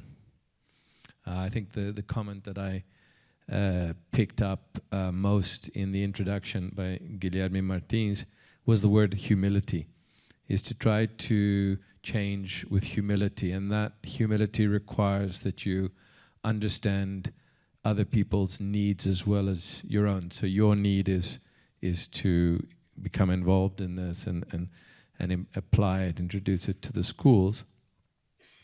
And there are several people in this room. I can see Joana Carvalho, who's back there, for instance, who's dedicating her life to showing scientifically that these practices have benefits in the classroom, both for the teachers and for the students and for the entire educational community. So the people that work in the kitchens and clean the buildings, everyone that comes in contact with a child in the course of the day, for the parents as well.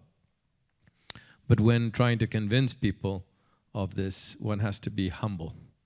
I remember leaving the meditation school 9-10 years ago and calling everybody up and saying, oh, I've discovered this new thing, you all have to try meditation tomorrow, and I insist. And my friend said to me, look, Ivan, I play golf, I don't need meditation. So, you know, in today's world we get so much information, and it's true that if somebody has not done yoga or not practiced meditation, it's very difficult to talk. It's like, you know, you can talk about tango, but if you've never tangoed, it probably doesn't mean very much to you.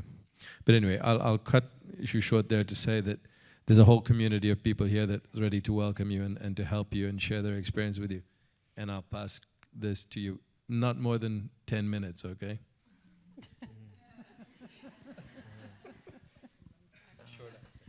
I don't know, actually, I wasn't thinking about answering. But yeah, I could say that I'm involved. The Buddhist monk I met in a park in the end of this summer, and so I started to practice meditation and learn directly from monks and not just from YouTube. It really changed my life, and it set me in a direction of facing this school year in a positive way, in a constructive way, and in an integrative way. Because at the beginning of the year, I was very resistant to school. I was like, no, this school, I'm done with this, you know. It's too pushy. I don't like it. I just want to learn, but I want to learn by myself. I want to travel the world, and I want to build a community.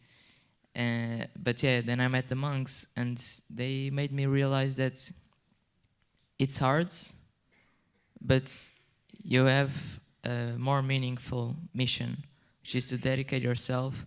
And even though the environment of the school is not perfect, you have to be there, and you have to see, experience, and feel to know what has to change, and to be able to be a voice of that. So that's kind of the mission I'm in right now. And the projects that they have, the Buddhist monk I met is the executive director of the project, is the MMI, the Middle Way Meditation Institute, and they are sharing the practice of meditation in a very direct and practical way around the globe. They have 6 centers in each continent, 1 center in each continent, and in Europe they are in Portugal, in Lisbon, 300 meters from my house. And I met the monk in the park, like I was going home and I saw a monk, so... No advertising, huh? Yeah, I'm sorry. But yeah, they are trying to also get meditation into schools. That's all I can say about this, yeah. Now advertising. Well, not advertising, but also telling you that Ashoka is this network of people who are trying to drive change in the sense that we have been talking about.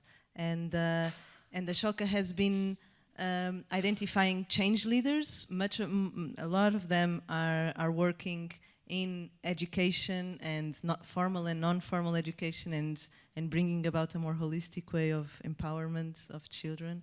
And it has also been identifying and working with schools who are living and are in a change maker education journey. And there are schools in Italy. There are very interesting schools, changemaker schools in Italy. There are very interesting changemaker schools here in Portugal, who were identified.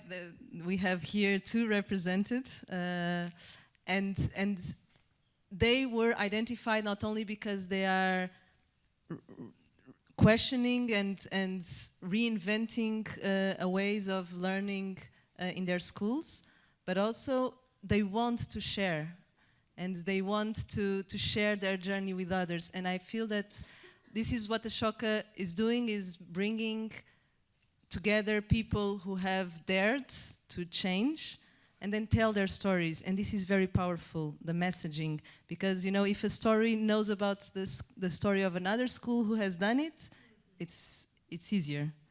And so look for these schools to help you advocate with your schools, and they will do.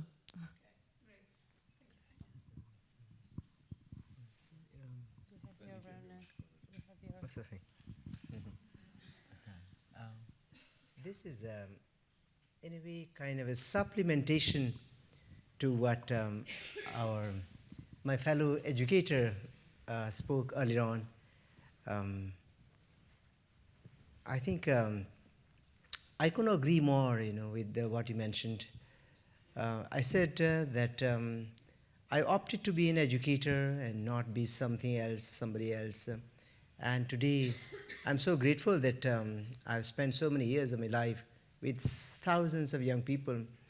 And I think that has given me a lot of purpose and meaning in my life. I see that in this hall, there might be a lot of educators, my fellow teachers. And the word up here is transformative education. And today we are beginning a very important conversation about education. And I would like to pay my tributes to everybody who is a part of this conversation. I think this conversation is an extremely important means to achieve some of the ends that we would like to achieve in education. But I believe every morning you come to your school and teach one child a new sound, you transform the world. Every morning you come to school and teach a child a new sign or a symbol, a new concept. The world is no longer the same. It has already changed. It has transformed. Life has become different. The child is no longer the same. By evening, when the child goes home, the child will have become a different individual, an empowered individual. And to that extent, the world will have changed. That's why teaching for me is so very important. Teaching and education is a means to change the world, to improve the world, to transform lives, to improve societies. And it does it. We have to be convinced as educators that education has power, that it can make a change, it can bring about transformations. Very often we are very hard on ourselves as educators. We do not think of ourselves as highly as people in other professions think of themselves. I think this is very unfair. It's not right. It's not fair to ourselves. It's not fair to the children. It's not fair to the society. Because every single day that you come to school, you are making the world a different place. And life is changing through your hands. So you do make a change. You are important. You are powerful. The important thing will be to recognize that there is this power in your hands as educators. I believe that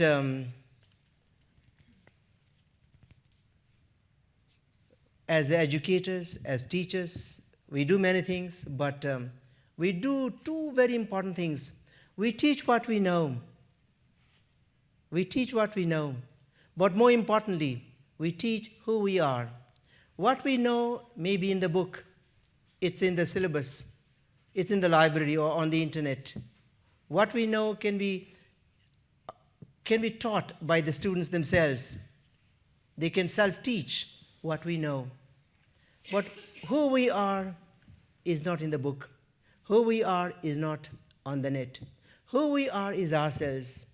It is a combination of our values, our principles, our ideals, our sense of right and wrong, our worldview, our outlook, the way we look at ourselves, at life, and the world beyond. So who we are, we do not talk about. Who we are manifests itself in the way we think, in the way we talk, in the way we conduct ourselves. And the children are watching all the time. They learn more by watching us. So for many children, the teacher is the model still. And all of us would like to have our own stories. Teachers are very busy people. Teachers have no time to write their own biographies. They don't have time to write their autobiographies. But every single day, through what you teach, as long as it's very powerful and impactful, your autobiography is being written. Long after we are gone, the child we taught in class 3, standard 3, or in primary, or in standard 7, will remember what he or she learned from that teacher when he or she was in that class 3 or 4 or 5. And if it is good and impactful, he or she will teach that to his or her children and their children and their children and beyond. So, even though we may not be around, our legacy lives on. So teaching for me is like writing an autobiography. Long after you're gone, your legacy, your story lives on. So it is so beautiful, teaching is. It is difficult, it's exhausting. It takes everything out of the teacher. You're physically there, you're mentally there, emotionally, psychologically, spiritually, ethically. All these dimensions of life are engaged in the process of teaching. That's why it becomes so exhausting. It is difficult. Not everybody wants to be an educator because it takes everything out of you.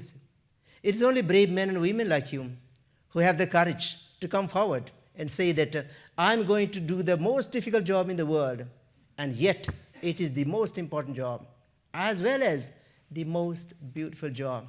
So teaching is difficult, it is important, and at the same time, it's beautiful. Somebody has to be doing this. We owe it to the society. And to all of you here and everywhere, I'm so grateful that you take up teaching, knowing fully well that it takes everything out of you. You cannot afford to get sick, yes. When you go home, you still think about your children. See. So teachers have only one life. There is no private life. It's only public life. See. Even when you go home, you think of the children and how to prepare for the next day. See. So you're thinking of the success of children. So teaching is giving. Teaching is a blessing. It blesses those who give as well as those who receive. So this world needs a lot of blessing. And all of you, every single day, you're blessing your school. You're blessing the children. You're blessing yourselves and blessing the world beyond. So to all of you, I'm so grateful that I get to work in this field called the noble sector. It is education. We deal with children all the time. So precious. So thank you so much for, yeah, so young, so. Yeah. Thank you so much, sir.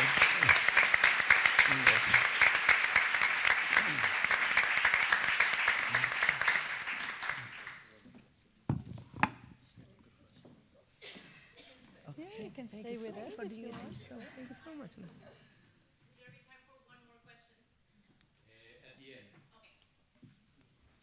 Because we're at 43 now, and let me just very quickly, we wanted to, Constanza and myself, wanted to create a series of talks of which this is the first.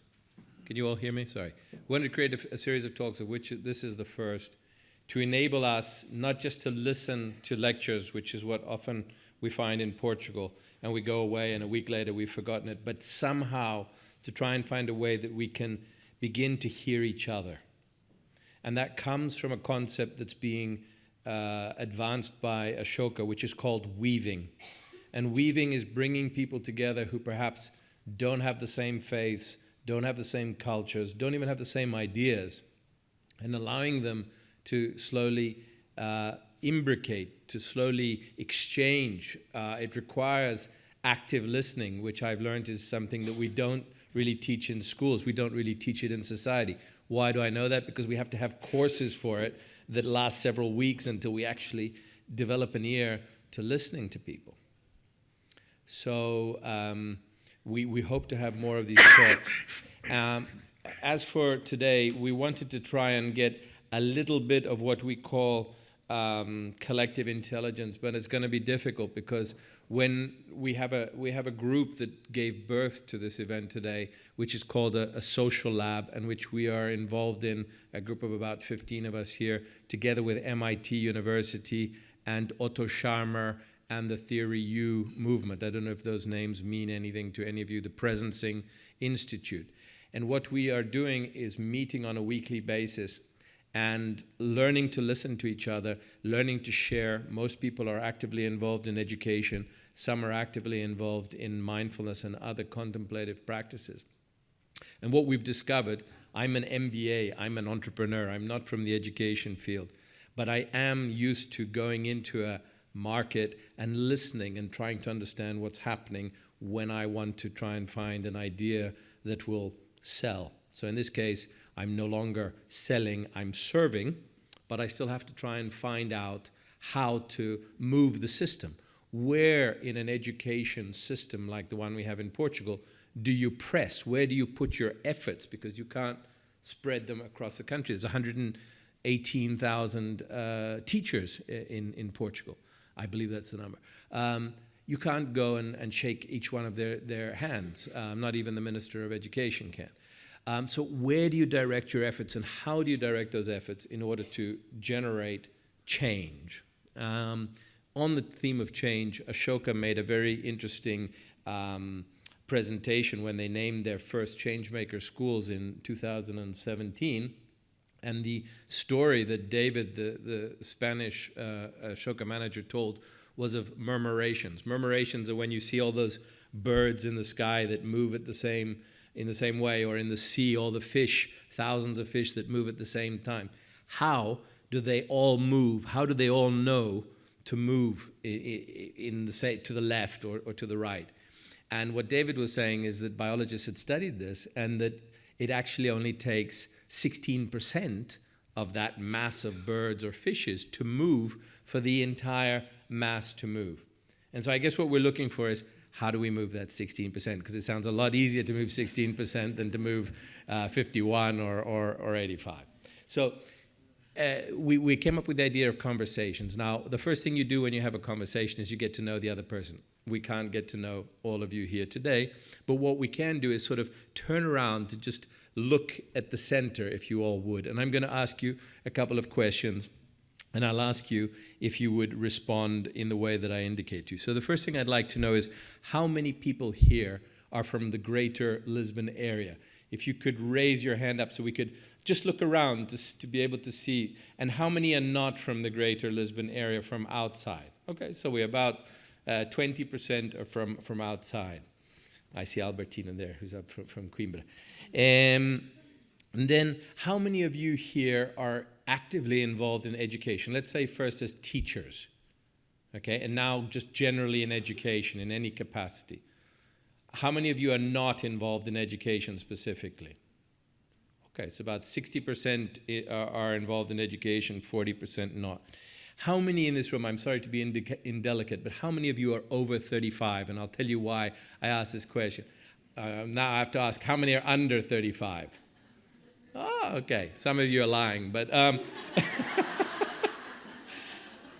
the reason I ask that is because on our Mindfulness in Education Facebook page, where we have 27,000 likes, whatever the importance you want to give to that, what we've noticed is statistically, the largest group of people we have is women between 35 and 55. It's like 85% of the people that are on there. So I don't know what's happening to my sex.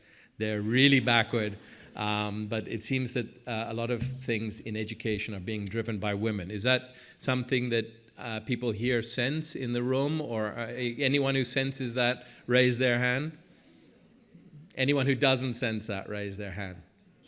Okay, there's one person who doesn't sense that. He had a fight with his wife today. How many of you feel that we're a little bit lost today in education in Portugal? How many of you feel we know what we're doing and we're on the right track? Let's start with the second because it's more positive. How many in this room feel that we know what we're doing and we're on the right track in Portugal when it comes to education?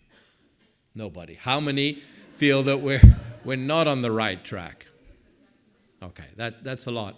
Now, I had dinner with João Costa last night. We all had dinner with him, and I have to say, everything I hear from people who are working with him sounds very, very positive, and the way he responded to many of the questions we had also sounded very positive. I think that he's somebody that seems to be open. He seems to be somebody that's willing to experiment within the confines of his professional responsibilities. But he did say one thing interesting. He said if he had fallen asleep 30 years ago and woken up today and walked into any hospital in the country, he'd say, wow, things have really changed. You know, none of this existed 30 years ago. If he woke up today and walked into any classroom in the country, he'd say, nothing's really changed. So there's this enormous inertia in education which we cannot understand and we cannot explain. And it is one of the things that we're going to have to look into and find out more about if we want to make changes here. Can I also ask how many of you have ever experienced meditation, mindfulness, Tai Chi, some type of other contemplative? Oh my goodness, who hasn't? Who hasn't? Okay. Fair enough. All right, so we've gotten to know each other. It's been very nice to meet you, and now I can ask you to share with me a little experiment. When we met in this group, this social lab, one of the first things that came up was this question that we asked today, you know, the North Star. If we could define the North Star, it seemed to us, if we could define the vision of what the child would receive at the end of this 12 years of education, what Alexandre referred to as this passing on, that would give us perhaps a a compass point, as Lyonpo Thakur was saying, a compass point by which we could think about all the rest of it. So we opened this discussion amongst the 15 of us that were there, and all of a sudden what happened was a lot of mental activity, a lot of what you were saying, Alessandro, theories going off and so forth. And it was really difficult to feel that we'd made progress. And over the course of that week, I met with a few people and something came to me. There's a concept which you can write down and look up, which is Chinese, and it's called Wu, which is W-U, Wei, W-E-I. And it means waiting for the answers to come to you. And if anybody has been involved in mindfulness and meditation, you will understand that there's an importance to that which we do not absolutely teach in schools. Wu Wei, creating the silence, creating the space for the answers, the direction to come to you. If there are any artists in this room, you probably understand the concept of Wu Wei very well, because you need Wu Wei to be creative. Otherwise, you're probably, I hate to tell you, probably not a good artist. So the second week when we came back with the inspiration of Wu Wei, we sat down and we did a little exercise that I'm going to ask you all to do with me now. If anybody doesn't feel comfortable doing this exercise, you don't have to, and that's perfectly all right. Okay? I'm going to ask the translators to stop translating just for a moment after this, and I'll ask them then to start again translating, because the first thing we're going to do is we're going to just do a few minutes of breathing, a few minutes of mindfulness if you want, a few minutes of meditation. If some of you are Christians or Catholics and you feel uncomfortable with this, it's really just breathing. It is nothing threatening with what we're about to do. And I'm going to ask Alexander to lead us in this. Yeah, 2 minutes of mindfulness. Yeah, meditation. Okay, so we can just sit comfortably, relax, let everything that's worrying us outside, and be present in this moment, in the objective of this pause, which is just to be, to feel well within ourselves. We can close our eyes gently if they are not yet closed, and we can take a few deep breaths in and out, in and out. Breath gently and deeply.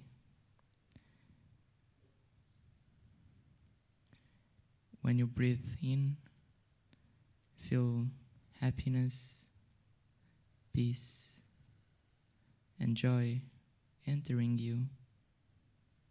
And when you breathe out, slowly letting go of tension, worry, sadness, let it all wash away. Now you can start to feel good inside yourself.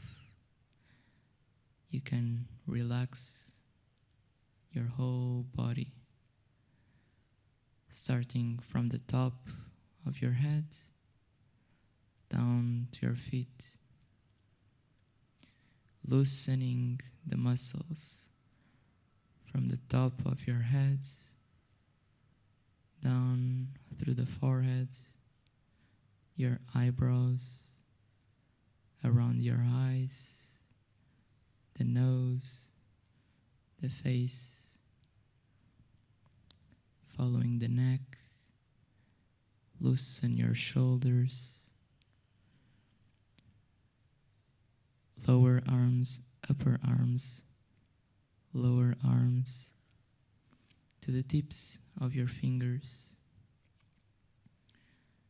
Relax your chest, your upper back, your lower back, the abdomen to your waist, to your legs, lower legs, to the tips of your toes. You can feel easy, you can feel light, you can feel gentle, like you are floating in space. Everything is quiet, everything is good. You just be in peace. Enjoy a few moments of silence.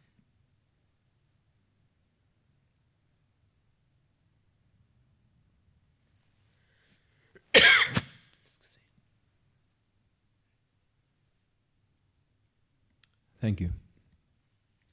So the interpretation can begin again. So the exercise I'd like to ask you to do, I prefer if you keep your eyes closed, but you don't have to. I'd like you to already perhaps choose somebody next to you who you're going to share your results with. So if it's somebody, if your husband is next to you, your wife, maybe choose somebody else, but it doesn't matter.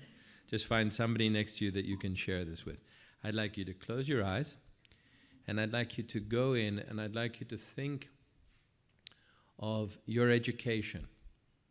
And I'd like you to think of 3 things that you received during your education that you really value today. What did you get at school that you really hold on to today? And when you feel ready, you can turn to your partner and share that with them.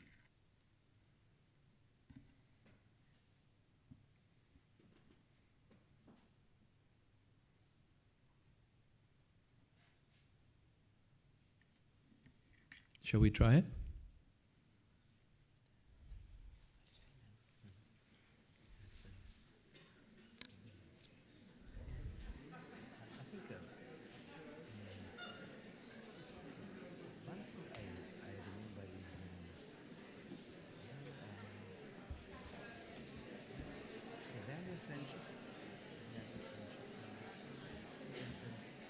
That would be about,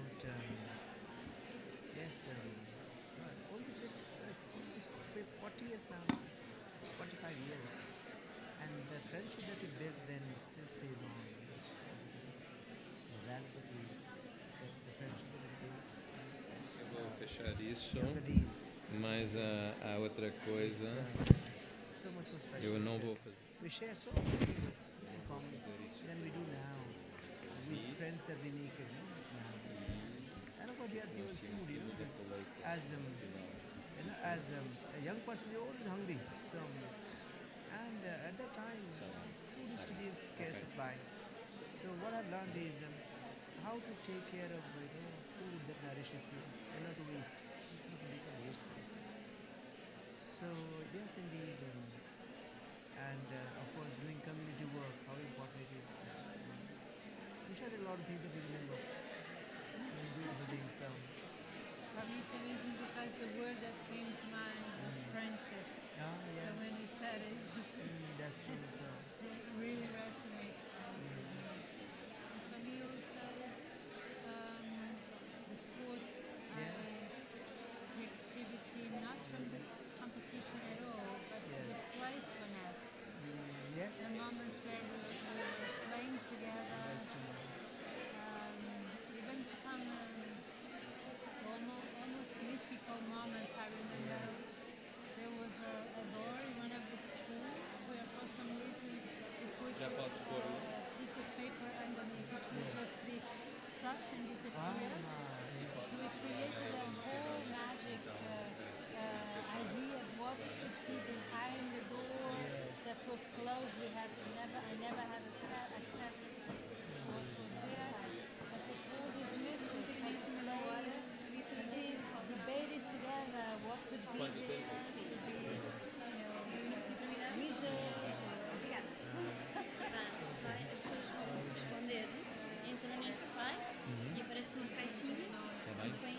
Esta é a primeira pergunta e a segunda é depois. Está bem. E estes, à medida que vão respondendo, isto vai aparecer. Essas são as duas perguntas, não? Ok. Está bem.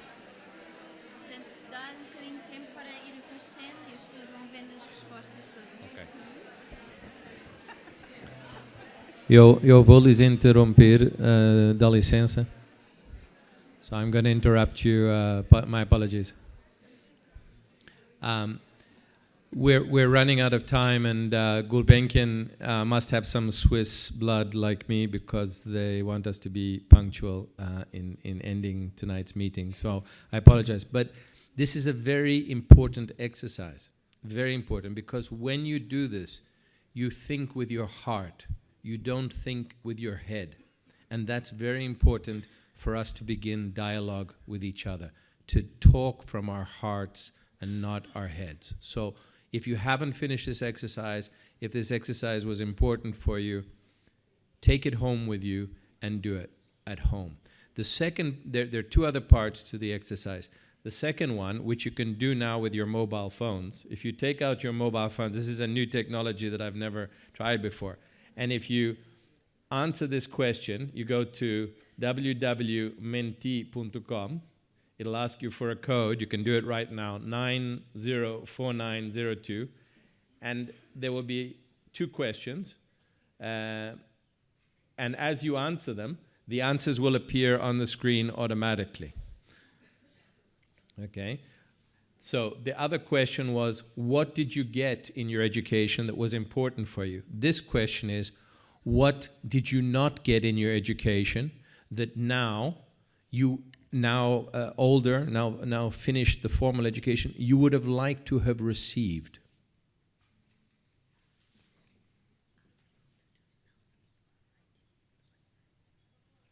So if you send your message now, we'll all be able to see it in real time. You can also take it home and do it at home if you want. But if you could just send your message now, we will be able to see it on the board.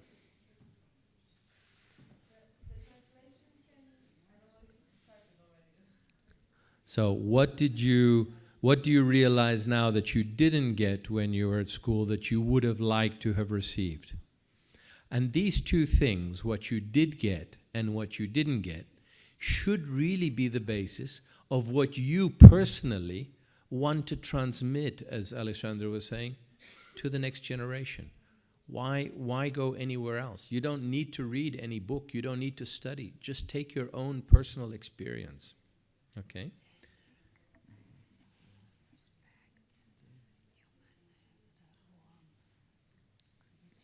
So while we're doing this, I will mention to you that there's a third exercise you can do, which is exactly the same as the other two, but think about what were the values, what are the values that you received growing up that are important for you, because those two are the values you should want to transmit today to whoever you consider to be the people that you can transmit it to. I was also going to talk to you about nonviolent communication, what's sometimes translated as comunicação consciente, because I think there's some very important lessons for all of us starting out in this discussion in the work of Marshall Rosenberg, but we will organize a conference on Marshall Rosenberg's work and its relation to education in a future series. So with that, this is very exciting the way this happens. So there is one more question. One more question. If you like this game, and the internet was invented to keep us entertained, there is another question. Is it a different code? Is that how it works? No, it's the same. So how does the computer know whether to send it to one or to the other? Okay, so now if you could answer this question, just for your curiosity, while we close up this ceremony, and thank you all for participating. The question for those who don't understand Portuguese is, if you could choose any one thing that you would add to the school curriculum today, what would it be?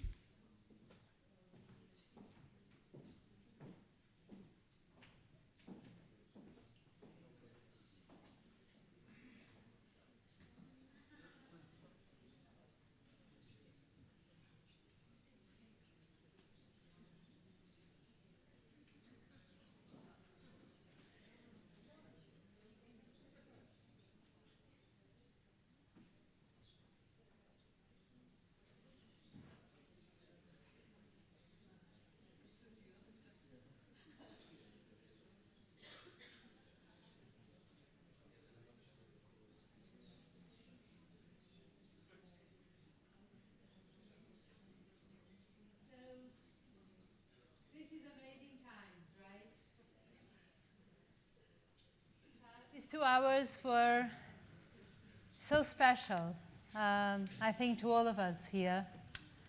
And it was, of course, our dreams for the future, our hope that things can change for the better that reunited us here.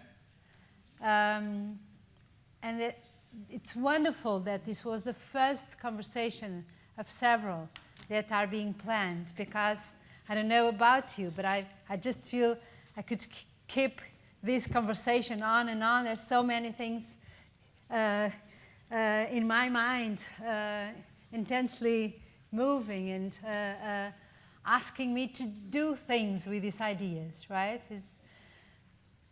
Through conversations, we create meanings together, and through coordinate meanings, we begin changing, acting and changing. So, thanking all of you again for choosing to be here today, and all these amazing persons that were here guiding us and inspiring our conversations. My last words of gratitude is for the person who actually reunited us today here, Professor Thakur. I guess now you understand why it touched me so much, this serenity with the enthusiasm, breathing together visions of the future for our North Stars. So please receive our deep gratitude for choosing to be with us. The final words are yours. Thank you. Professor, thank you so much indeed for your wonderful facilitation of our conversation this afternoon, and to all of you members of the audience for your patient listening, or at least hearing, I guess. Having spent all my working life in education, I was a bit concerned when I saw very few hands that indicated satisfaction with the level of education in this country. I think we are in it together. Very often we have a tendency to assign the responsibility of educating our children only to the education system, the education ministry, our schools, colleges, universities, our teachers. And when something goes wrong, we're very quick to point out that our schools didn't do a good enough job. Our colleges and universities are not doing a good enough job, as if it was not also a part of our own responsibility. I think education ought to be a collective effort, a nationwide effort, a people-wide effort, citizenship, a citizen-wide effort. And I think we're going to see the changes that we want to see. I believe that there is what is called a role. All of us have a role, even though not everybody here in the hall is directly teaching in the classroom, but you are facilitating education, and everybody has a stake in education, either through your own work as educators, or because your children go to school, or your neighbor's children go to school, or your friend has something to do with education. So right from the person who cleans our roads and streets, all the way up to the president, the head of state, everybody has a stake in education. But how do we deliver education? I see our delivery in two ways. We all have a role. By role, I'm an educator. By role, I could be a doctor or an engineer or a parliamentarian, a politician. That is our role. But every role also has a soul. The soul is the womb in which the role is born. The role is the reason for which the role is born. Without a soul, there can be no role. And the problem is that over a period of time, the soul gets more and more divorced from the soul. The role becomes more and more alienated from the soul. And the more distant the role becomes from the soul, the more unfulfilling and more unsatisfying the role becomes. So it is important for the role to keep returning to the soul for nourishment, for revitalization, and for re-strengthening. And particularly in education, I think it's so important. Very often we teach from the role levels, but if we go to the soul and teach from the soul level, I'm sure teaching becomes so much more meaningful. And learning becomes so much more meaningful also for children. By the same token, everybody, whether it's as parents or policymakers or parliamentarians, each of these occupations has both these aspects, the soul and the role. And as a member of the community, taking up a certain role, do I go to the soul of my role? Am I operating from the soul level?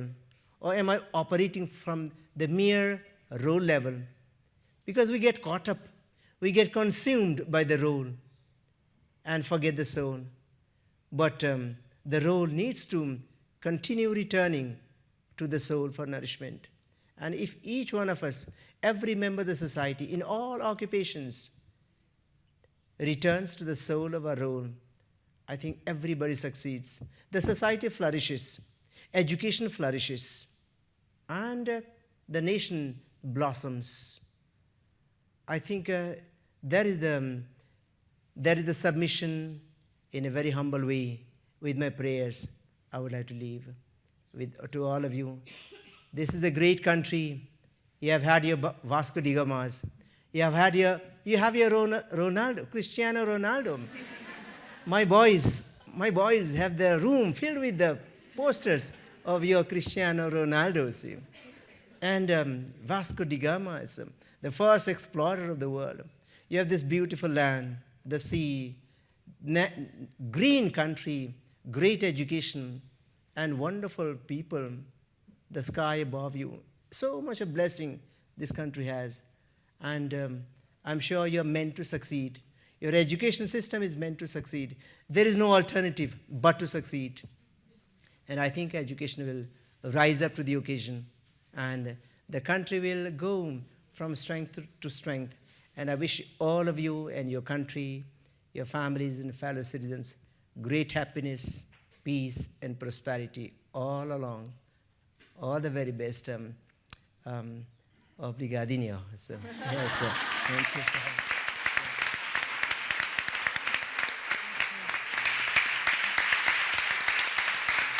Thank you so much, Thakur.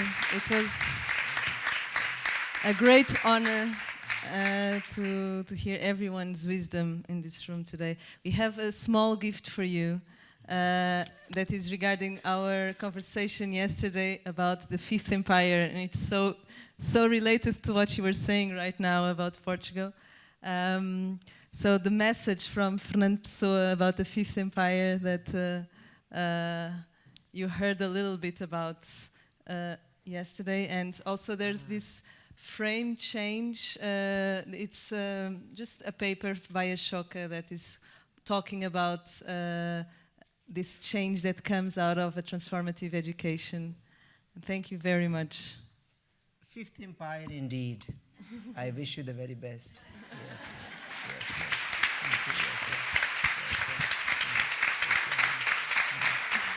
Thank you everyone here in the room. I hope you bring home things that are maybe more than beautiful words, that are ideas that's ingrained in that are in your heart. If you feel the move for action, you can get in touch with Mindfulness in Education Network, Ashoka Network, UNESCO Chair for Middle Way. Alessandra from Italy. Get in touch with each other. Yes, and we will, and stay tuned, because we also want to foster more of these encounters, foster more of these conversations. There's one last question I wanted to ask you, I forgot to. And hands in the air. How many of you have read the Perfil dos Alunos in Portugal? Read it. Read it. And how many have not? Ooh la la. You should read it. It's a document that was largely produced by the Gulbenkian together with many other distinguished scholars. And even if it's not a perfect document, it's something where you should begin. It tries to answer the same questions that we answered tonight.